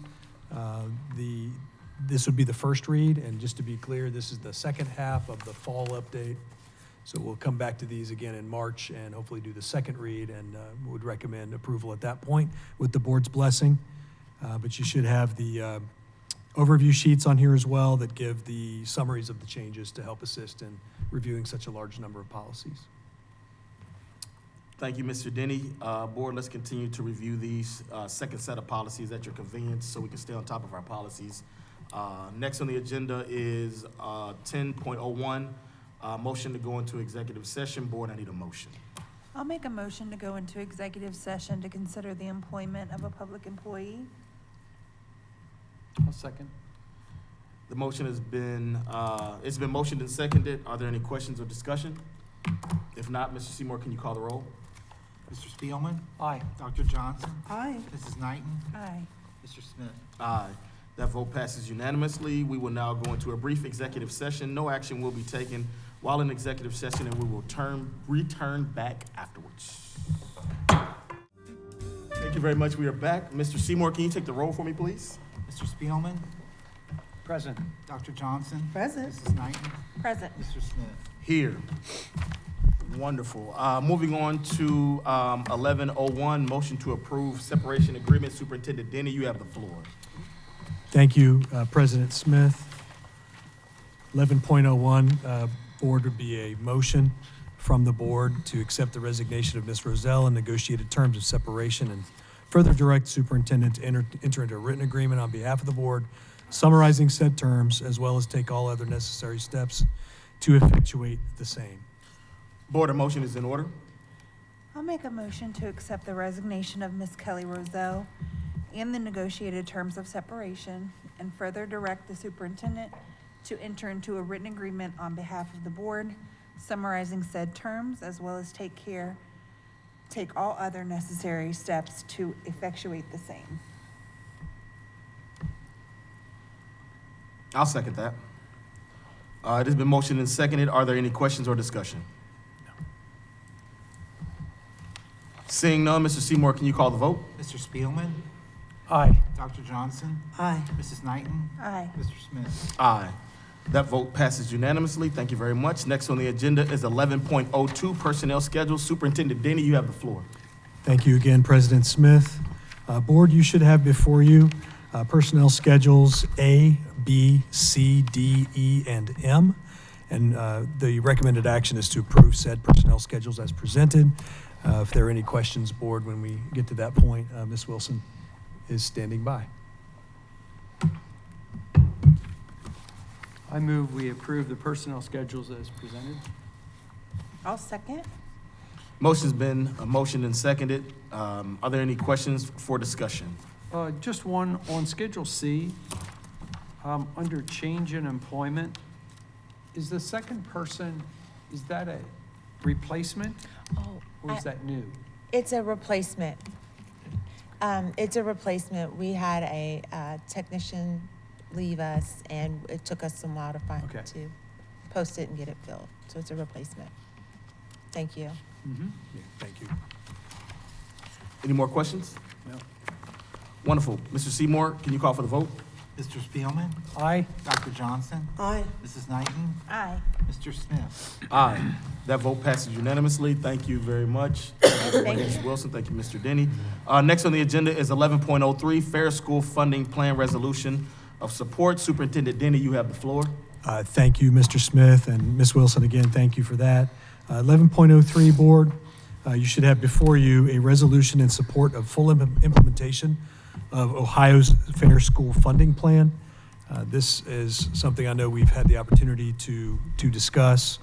We're obviously very invested in this in our district. This is a significant resource for the funding of our schools. Mr. Seymour can speak very eloquently to it and has done so, in fact. So, Board, this resolution would be to essentially publicly portray the support by our board for this funding formula. And it is before you, and the recommended action would be to approve the resolution as presented. Thank you, Mr. Denny. Aboard, motion is in order. Mr. President, I move we approve the Fair School Funding Plan Resolution of Support as presented. I'll second that. It's been motioned and seconded. Are there any questions or discussion? Dr. Johnson? Okay, I'd like to read this resolution. Thank you so much. Thank you. The resolution is Winton Woods City School District Board of Education, a resolution in support of full implementation of the Fair School Funding Plan. Whereas the methodology for the Fair School Funding Plan, FSFP, otherwise known as the Patterson School Funding Plan, was developed by school funding experts and practitioners. And whereas the development of the FSFP was to create a funding mechanism that would be fair and equitable for all districts statewide. And whereas the overriding aim of the crafters of the FSFP was to meet the criteria contained in Ohio's Constitution, which calls for a thorough and efficient system of common schools. And whereas the FSFP has had the overwhelming support of the education community and many lawmakers from around the state. And whereas the governor and the General Assembly prudently devised a 6-year phase-in of the FSFP in order to minimize the stress on state resources.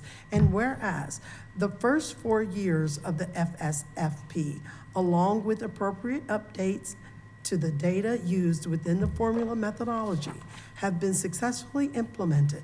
And whereas the final 2 years of implementation of the FSFP have not yet been accomplished, now, therefore, be it resolved that the Winton Woods Board of Education urges the 136th General Assembly to implement the final 2-year phase-in of the FSFP, and further, be it resolved that the board urges that the phase-in include appropriate updates to the data used within the formula methodology.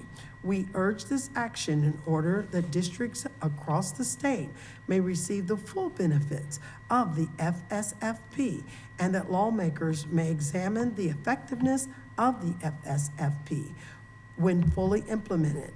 Mr. Bill Spielman moved, and Mrs. Angela Knighton seconded the motion, and that the above resolution be adopted. Upon a roll call. Thank you very much, Dr. Johnson. Mr. Seymour, can you call for the vote? Mr. Spielman, Aye. Dr. Johnson, Aye. Mrs. Knighton, Aye. Mr. Smith. Aye. That vote passes unanimously. Let me Thank you finish very reading much, it. board members. Dr. Johnson. Adopted this 24th day, there were 4 yeas, 0 nays. Adopted this 24th day of February 2025. Certified the undersigned. Thank you, Dr. Johnson. Once again, thank you, board members. As we all know, the Fair School Funding Plan is essential to districts like ours in terms of funding our district appropriately. So we hope that the legislature will do the right thing and continue funding us the way we need to be funded. Moving on to 11.04, second read of board policy. Superintendent Denny, you have the floor. Thank you again, Mr. Smith. And Board, I did want to also mention, just on the previous item, you should have before you in hard copy an item that you had requested, which is the name and contact information for the Ohio Senate Representative and House of Representatives Congressperson. So we will make sure that this resolution makes its way to those folks and also to many other legislators in Southwest Ohio, so that they hear the voice of our district along with several dozen other districts in Southwest Ohio as well. Thank you, Superintendent. Thank you. Board 11.04 is a second read of the policies from the fall update. This is the first half of those policies. The first read was last month. This would be the second read. This includes new policies, one policy that is rescinded, review of other policies, and then several other revised policies. Board, you should have those before you, and the recommended action would be to approve these policies after their second read as presented. Board, a motion is in order. I'll make a motion to approve the second read, new, rescind, review, and revise board policies as presented. And I'll second. That's been motioned and seconded. Do we have any questions or discussion? On policy 166, it doesn't list any days for the agenda prior to the meeting. At least on the one I read, it's just Yes. blank there. Yeah, D, letter D, I had that highlighted too, on 166. Mm-hmm. Agenda item D. I see it. Jennifer. Yeah, the number of days isn't filled in for Right. how many days notice you have to have Prior. before a board meeting. Yeah, we definitely have a practice. We need to formalize it in there. I apologize that we missed Usually that. Isn't it like 3 days, or 5 days? It's like that Wednesday. It's the before. Wednesday prior to the public meeting Right. on Monday, yes. Right, mhm, So, So if we write 5 in there, right. Is that agreeable to everybody? Yeah, Yeah. absolutely. Yeah, that was the one question I had. Thank you. Ask your other question. It's a good You might have question. thought the same thing. That was mine. Oh, that was your only one. The other question that I had is in policy, is when they talk about the definitions of terms, oh, yeah. on the 100. second page there, they scratched out the secretary to the Board of Education, so that's usually Mr. Mr. Seymour. Seymour, so who is it? I couldn't hear what one you Oh, were. on the policy number, it's the definition, the policy manual definitions, it's the 100. 100, PO 100. Policy definitions? There's like a list of definitions, Oh, it says and then bylaws. under all the definitions, and then it says secretary, and it's just marked out like there is no secretary to the board. Well, the treasurer is named in a different one. Yeah. Oh, okay, I didn't see that. Okay, so just wanted to clarify that Mhm. the treasurer is still, Yeah, it's still that way. okay, so I that, think they're dropping some, adding new, and so they just took secretary off, so it's okay to stay off there Mhm. because it's somewhere they else? don't call us secretary anymore. I Right, guess that's that's why. true, yeah, okay. All right, that's the only other clarifying thing that I needed.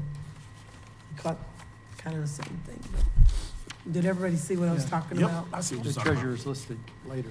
Is it, well, where's, yeah, the treasurer is listed, but only as his own title, As the chief as the fiscal chief officer. fiscal officer, Mhm. not as the board's kind Secretary. of, we don't call you secretary, but like, a person that takes care of our stuff.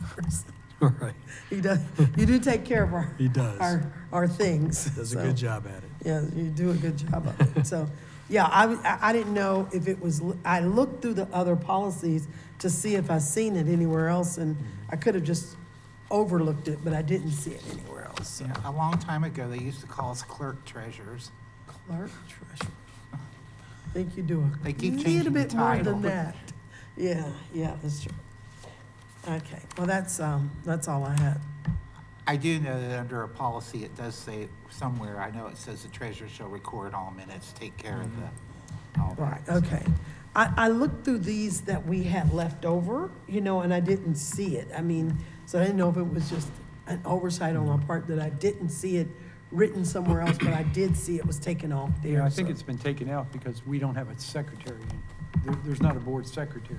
Right, It's just a president and vice president. Right, That's the way I took it. okay. That's the way I took it too. Well, yeah, but Randy is our secretary. Taking care of us. We know what you mean. Yes. Any I more don't care what they questions? call me. No. We call you Mr. Seymour. That's what we call Mr. you. Seymour, treasurer. I told you what to call me. I know. All right, Mr. Seymour, can you call for the vote? Mr. Spielman, Aye. Dr. Johnson, Aye. Mrs. Knighton, Aye. Mr. Smith. Aye. That vote passes unanimously. Thank you very much, board members. Moving on to 11.05, resolution authorizing membership in the Ohio High School Athletic Association for the 2025-2026 school year. Mr. Superintendent Denny, you have the floor. Thank you again, President Smith. 11.05 is a resolution. It is an annual commitment or declaration for the district. So this is the resolution that authorizes our school district's membership in the Ohio High School Athletic Association for the coming 2025-2026 school year. Board, you should have that resolution before you. It is provided intact in this way from the OHSAA itself, so that's why it's a little grayed out if you look at the exhibit or the attachment. But Board, the recommended action this evening would be to approve the resolution authorizing our membership in the OHSAA for the coming school year. Mr. President, I'd like to make a motion to approve the resolution authorizing membership in the Ohio High School Athletic Association for the 2025-2026 school year as presented. I'll second. It's been motioned and seconded. Do we have any questions or discussions? I'd like to just read it if I can. Whereas Winton Woods City Schools District IRN number 044081 of 825 Waycross Road, Suite A, Hamilton County, Ohio, has satisfied all the requirements for membership in the Ohio High School Athletic Association, a voluntary unincorporated association not for profit. And whereas the Board of Education, Governing Board, and its administration desire for the schools with one or more grades at the 7 to 12 grade level under their jurisdiction to be voluntary members of the OHSAA.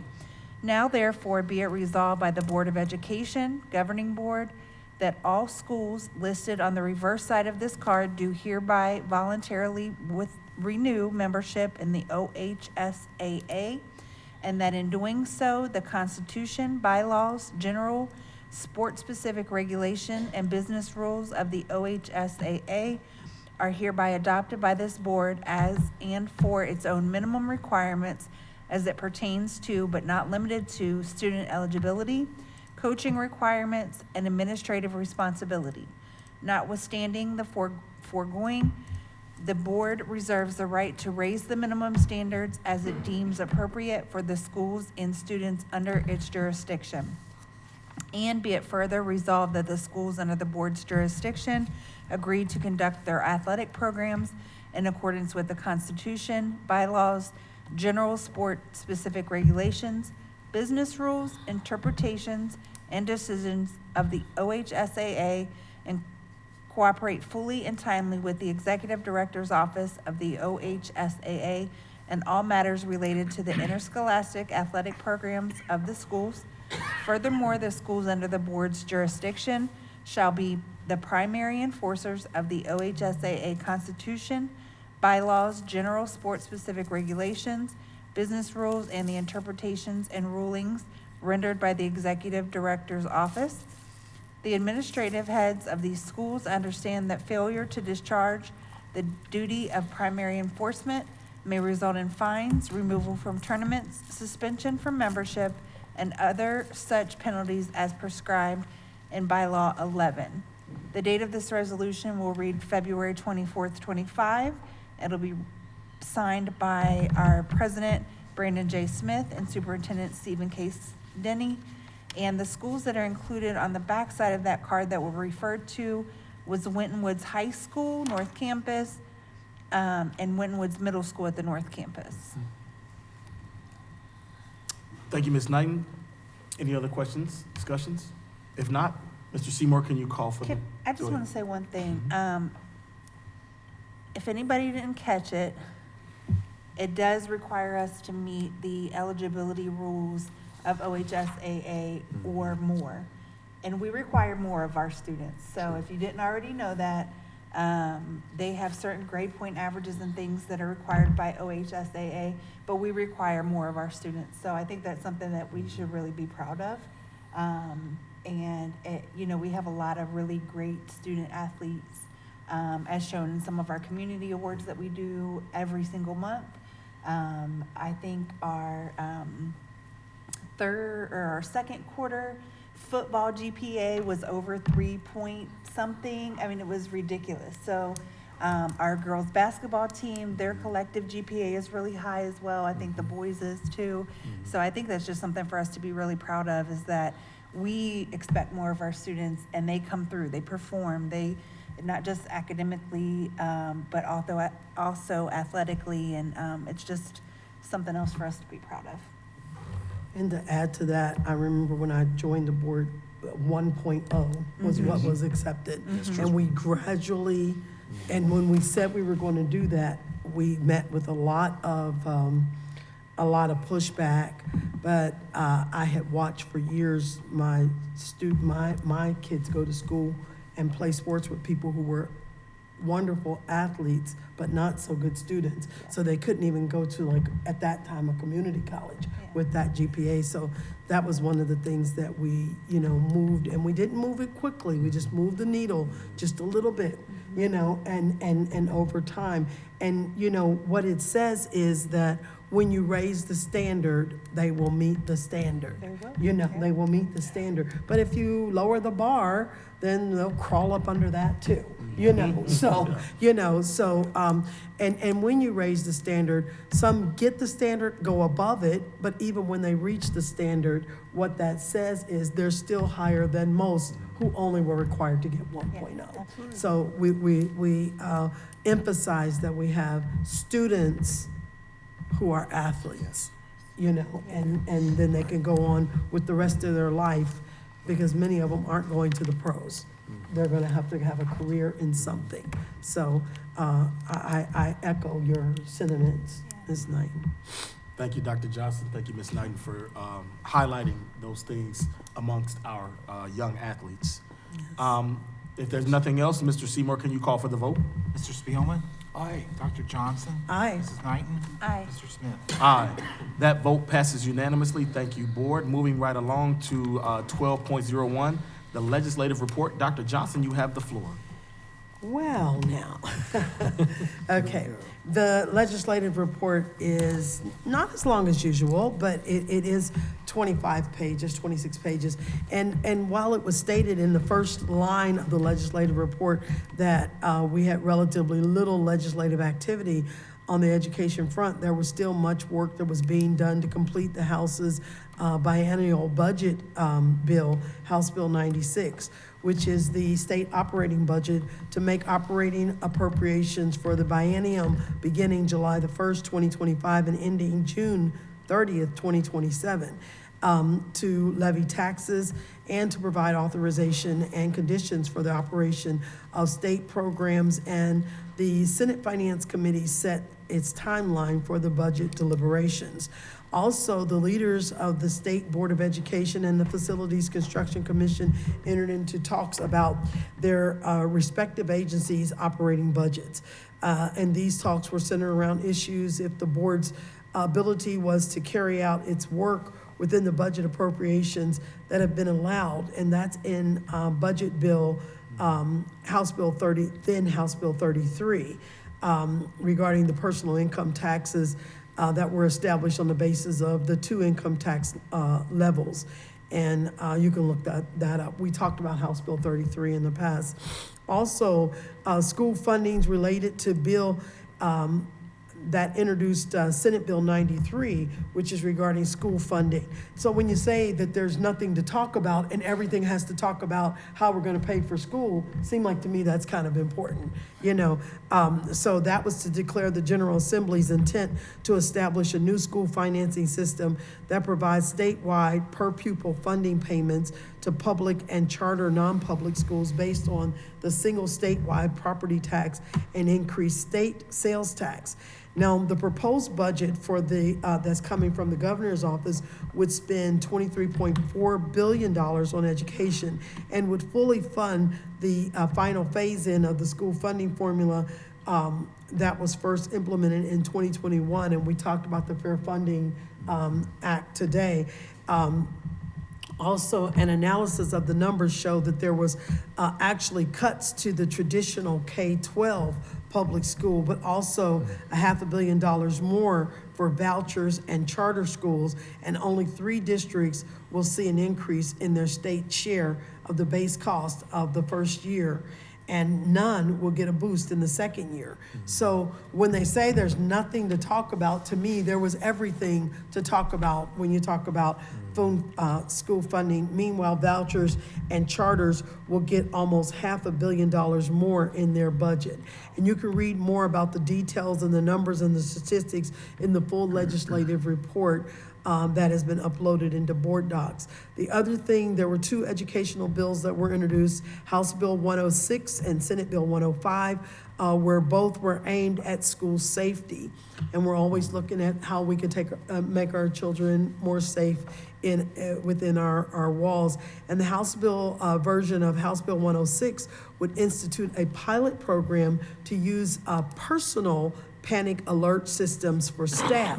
And Senate Bill 105 is to reintroduce the bill discussed during the last General Assembly that would require all schools to implement the personal panic alert system. So stay tuned for that, because there's, you know, again, that's going to cost money, and where's that going to come from when they're cutting school funding, you know?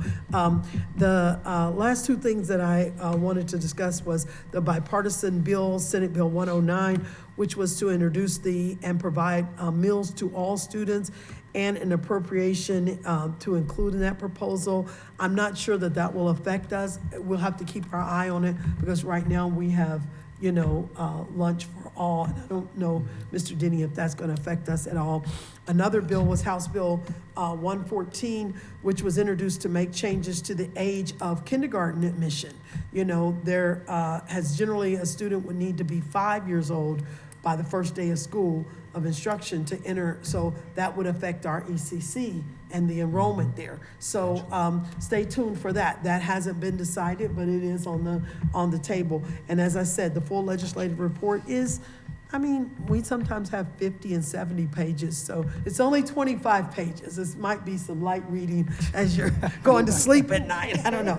But this is the legislative items that I thought were important to pull out and to call our attention to. And I invite you to read the full report that's uploaded into board docs. Thank you, Dr. Johnson, for that report. Once again, we always appreciate your diligence, keeping us up to date with what's going on in our legislature. Next on the agenda is 12.02, the Great Oaks Report, and that was sent by our representative, former board member Jeff Birdie. And the spotlight on student report includes 2 Winwood students, and I apologize if I do not get these names correct. Sadie Gissing, I'm assuming that's it, and that's Scarlet Oaks Digital Arts and Design. Is the president of the Great Oaks chapter of the NTHS, which is the National Technical Honor Society. And then Kira Robinson, I believe that's it. Scarlet Oaks Digital Arts and Design is an officer in the Great Oaks chapter of the NTHS. We appreciate and we support and we congratulate those 2 on those accomplishments. And also it is noted that the board at the Great Oaks has also approved a resolution supporting the full implementation of the Fair School Funding Plan. So we thank Mr. Birdie for his continuing to serve in his capacity on the Great Oaks board. Moving on in the agenda to board motions and recommendations. Board, do we have any? Seeing none, board, we can move right into 14:01. At this time, we'll take comments from members of the board, and we will start with a man that needs no introduction, Mr. Randy Seymour. Oh, I don't know. Thank you. Ms. Knighton, go right ahead. Okay, I'll make this quick. I just want to say congratulations to all of our recognition awardees tonight. The artwork is just phenomenal. I am so looking forward, as I do every year, to come to our celebrations of teaching and learning. Those are always very, very exciting, and I'm always looking forward to coming to those. Also, I just want to give a shout out to our girls and boys basketball teams and our girls and boys wrestling teams, who are all doing very well. I'm looking forward to coming to those events this week. So I will be having on my blue and green, and I will be there to help cheer on. As always, I always say it's just such an honor and privilege to be here and to serve you all as a district. And so I thank you for that. And I will pass the mic. Mr. Spillman, go right ahead. Okay. Again, I'm going to be a little more long-winded than Mrs. Knighton, and I'd like to name some of these people. The art gallery winners from the middle school and the high school, Mario Colbert, Ashley Diaz, Ronan Buell, and Kamari McClinton. Congratulations. And the teacher that got the Skyline Award tonight was Lakeisha Edmonton, math teacher at the, believe she said algebra and geometry. So that's a job right there. Congratulations to the leadership team of the AGS program for receiving the World Affairs Council of Cincinnati and Northern Kentucky School of the Year. Congratulations to the Warrior Pantry. Tonight we recognized Mark Doctor, Reverend Kabamba Kaboko, and Officer Ron Wilson. Congratulations to all these people. Last month, I talked about a young man named Casper who is in school in Kenya, and my wife and I support him. And I talked that he didn't want to settle for less, and I challenged our students to do the same. And then President Smith came back and added not just to settle, but to thrive. And I agree with that. I'd like to highlight a student this year that I got a letter from tonight, and his name is Samuel Kavisi. And the highlight of his words, he's a student, high school student, but he said, education is one of the most important things in life. And I just want to reiterate that all of our students would say the same thing, that their education is one of the most important things in their life. Thank you. Thank you, Very Mr. good. Spillman. Dr. Johnson? All right. Again, kind of to reiterate what Mr. Spillman said, a special congratulations to the students and the recognition recipients this evening. Special congratulations to Mr. Eric Martin, Amber Strausser, and the teachers, Amistad, Mr. Amistad, Mr. C., and Mr. Locke for their award for the World Affairs Council School of the Year. We know that we have the best principals and staff, and now the world, they've been recognized on a world stage. And also a sincere thank you to the folks who donate their time to the Warrior Pantry. There's a saying that says, feed the hungry, feed the mind. And basically what that means is to not only to provide physical nourishment to those who are starving or hungry, but also to educate and stimulate the mind through learning and access to knowledge. You can't learn if you're hungry. And we appreciate that work that they're doing, recognizing both aspects of the person and their overall well-being. So also a special congratulations and thank you to Dr. Kababo, probably mispronounced her name, but for her continued support of the community and to our students. and to the teacher of the month, Mrs. Edmondson. Nothing like a study group with pizza. Who's not in for that?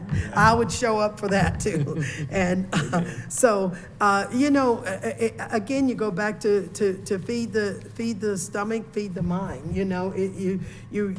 Whatever it takes to get them in and get them engaged, because at the end of this, they're not going to just be in the 10th grade or the 11th grade forever. We're preparing them for life, and we know we have those kind of great people that work with our students every day. But it's good that the world knows and that everybody else kind of gets to know too. We just want to say thank you to all those people for their dedication, time, and support to our district.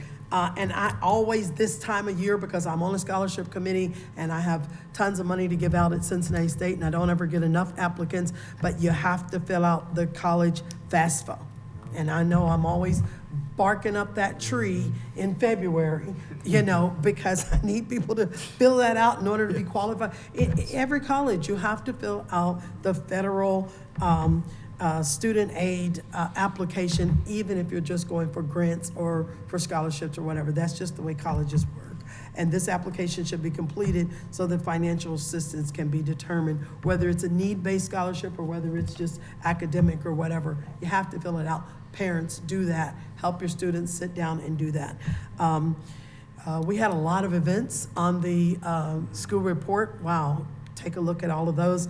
I always look forward to spring break as a professor. We work really hard. We need that 1 week off. Our spring break is March the 24th, starting Monday, March 24th through March the 28th. And again, always a big thank you to our district leadership team, to Superintendent Denny, to Mr. Seymour and the team and the treasurer's office team, all our paraprofessionals, cafeteria workers, janitors, custodians, bus drivers, all of the people who make this machine work. This is a machine, and without everybody's input, we can't do what we try to do up here without you all doing what you do. So we appreciate you for doing that. And like I say, thank you never seems like it's enough, but thank you. Go Warriors. Thank you, Dr. Johnson. Superintendent Denny. Thank you, Mr. Smith. Just a couple brief comments, and for the sake of time at the late hour, I won't repeat. So ditto on some of the comments. I wanted to recognize not just the basketball team, but also our wrestling teams. We did have, I just learned this, by the way, we had two students on our boys' high school team make it through the last round into the next round. And that's, if you finish in the top 5, I believe you advance. So that was Damian Culver, placed 4th, and Eric Morris, placed 3rd. But we also had 2 of our wrestlers on our girls' team advance as well. And so that would be Amina Green, placed 3rd, and Lizzie Fitzgerald, placed 4th. So kudos to them as they advance to the next round, and go Warriors there as well. I wanted to just briefly touch on, unless you were going to say, Mr. Smith, are you going to touch on the reps? Yeah. Okay, then I Go will ahead. defer. No, I'll defer. Academic quiz team, Mr. Locke couldn't make it tonight because the academic quiz team was competing in the tournament. So just want to say, I guess he gets a pass, but that's why he wasn't able to be here this evening. And so again, good job Warriors competing in the academic quiz team world as well. Incredible art talent. I just can't get over it sometimes how talented our young people are. And then finally, I wanted to make sure I said thank you to not only our team that's here tonight, but Dr. Johnson, you touched on the greater team, so thank Right, you. absolutely. But also thank you to our parents and families. We know that you have a lot of choices. There's a lot of educational choice out there. And we know that you can choose other options, but instead you choose us. So I just wanted to say briefly, thank you to our parents and families for choosing Wentwood City Schools. Go Warriors. Thank you, Superintendent Denny. Once again, thank you for everyone who stayed for this meeting. We appreciate you. We know your time is very valuable, and we appreciate everything that you do. Thank you to Waycross for all of your video services and your collaboration with the district. We appreciate you, Tony, you and your team. Thank you very much. Congratulations to all the award winners today. It's always a great thing to start our meeting off with such a large number of recognitions. That just means that we're doing something right in this district, and we have the right formula, and we can keep this thing up and going. It was a Warrior winning weekend. If many of you follow me on social media, you know I was trying to hit every game and and support all of our teams. So I made wrestling and I made basketball this weekend, and I hope you guys can join me this week as we, you know, support our boys and girls varsity teams in tournament play. It's always great to see a sea of blue and green out there when we're bringing home those victories. Just to touch a little bit on the fair funding letter that we're going to send to our representatives. Feel free yourself to reach out to your representatives to let them know just how impactful that funding is for our district. And that will be the Honorable Steve Wilson, Ohio Senate District 7. You can look him up. And then the Honorable Karen Brownlee, House District 28, the Great 28, as they like to say. So please, please, please reach out to those representatives, the Honorable Steve Wilson and the Honorable Karen Brownlee, to basically, you know, kind of reiterate that we definitely need that funding here in our district because we don't want to raise taxes. We don't want to have to do another levy. It's inevitable, but the longer we can sustain ourselves with state and federal funding, the better off we are as a district. It's one of those things where we don't like to talk about it, but we do have to be aware of the climate of what's going on financially as a district. So we encourage parents, students, community members to please reach out to your representatives as well and just express to them that the funding is necessary. Education is important. Education is power. Let us continue to value that power that we are imparting into our young people each and every day. Thank you to each staff member, teacher, administrator, paraprofessional, and community member. We can't do this alone. We have to do it together. We're more powerful together, and all I like to say is, go Warriors. And on that note, I'll adjourn this meeting.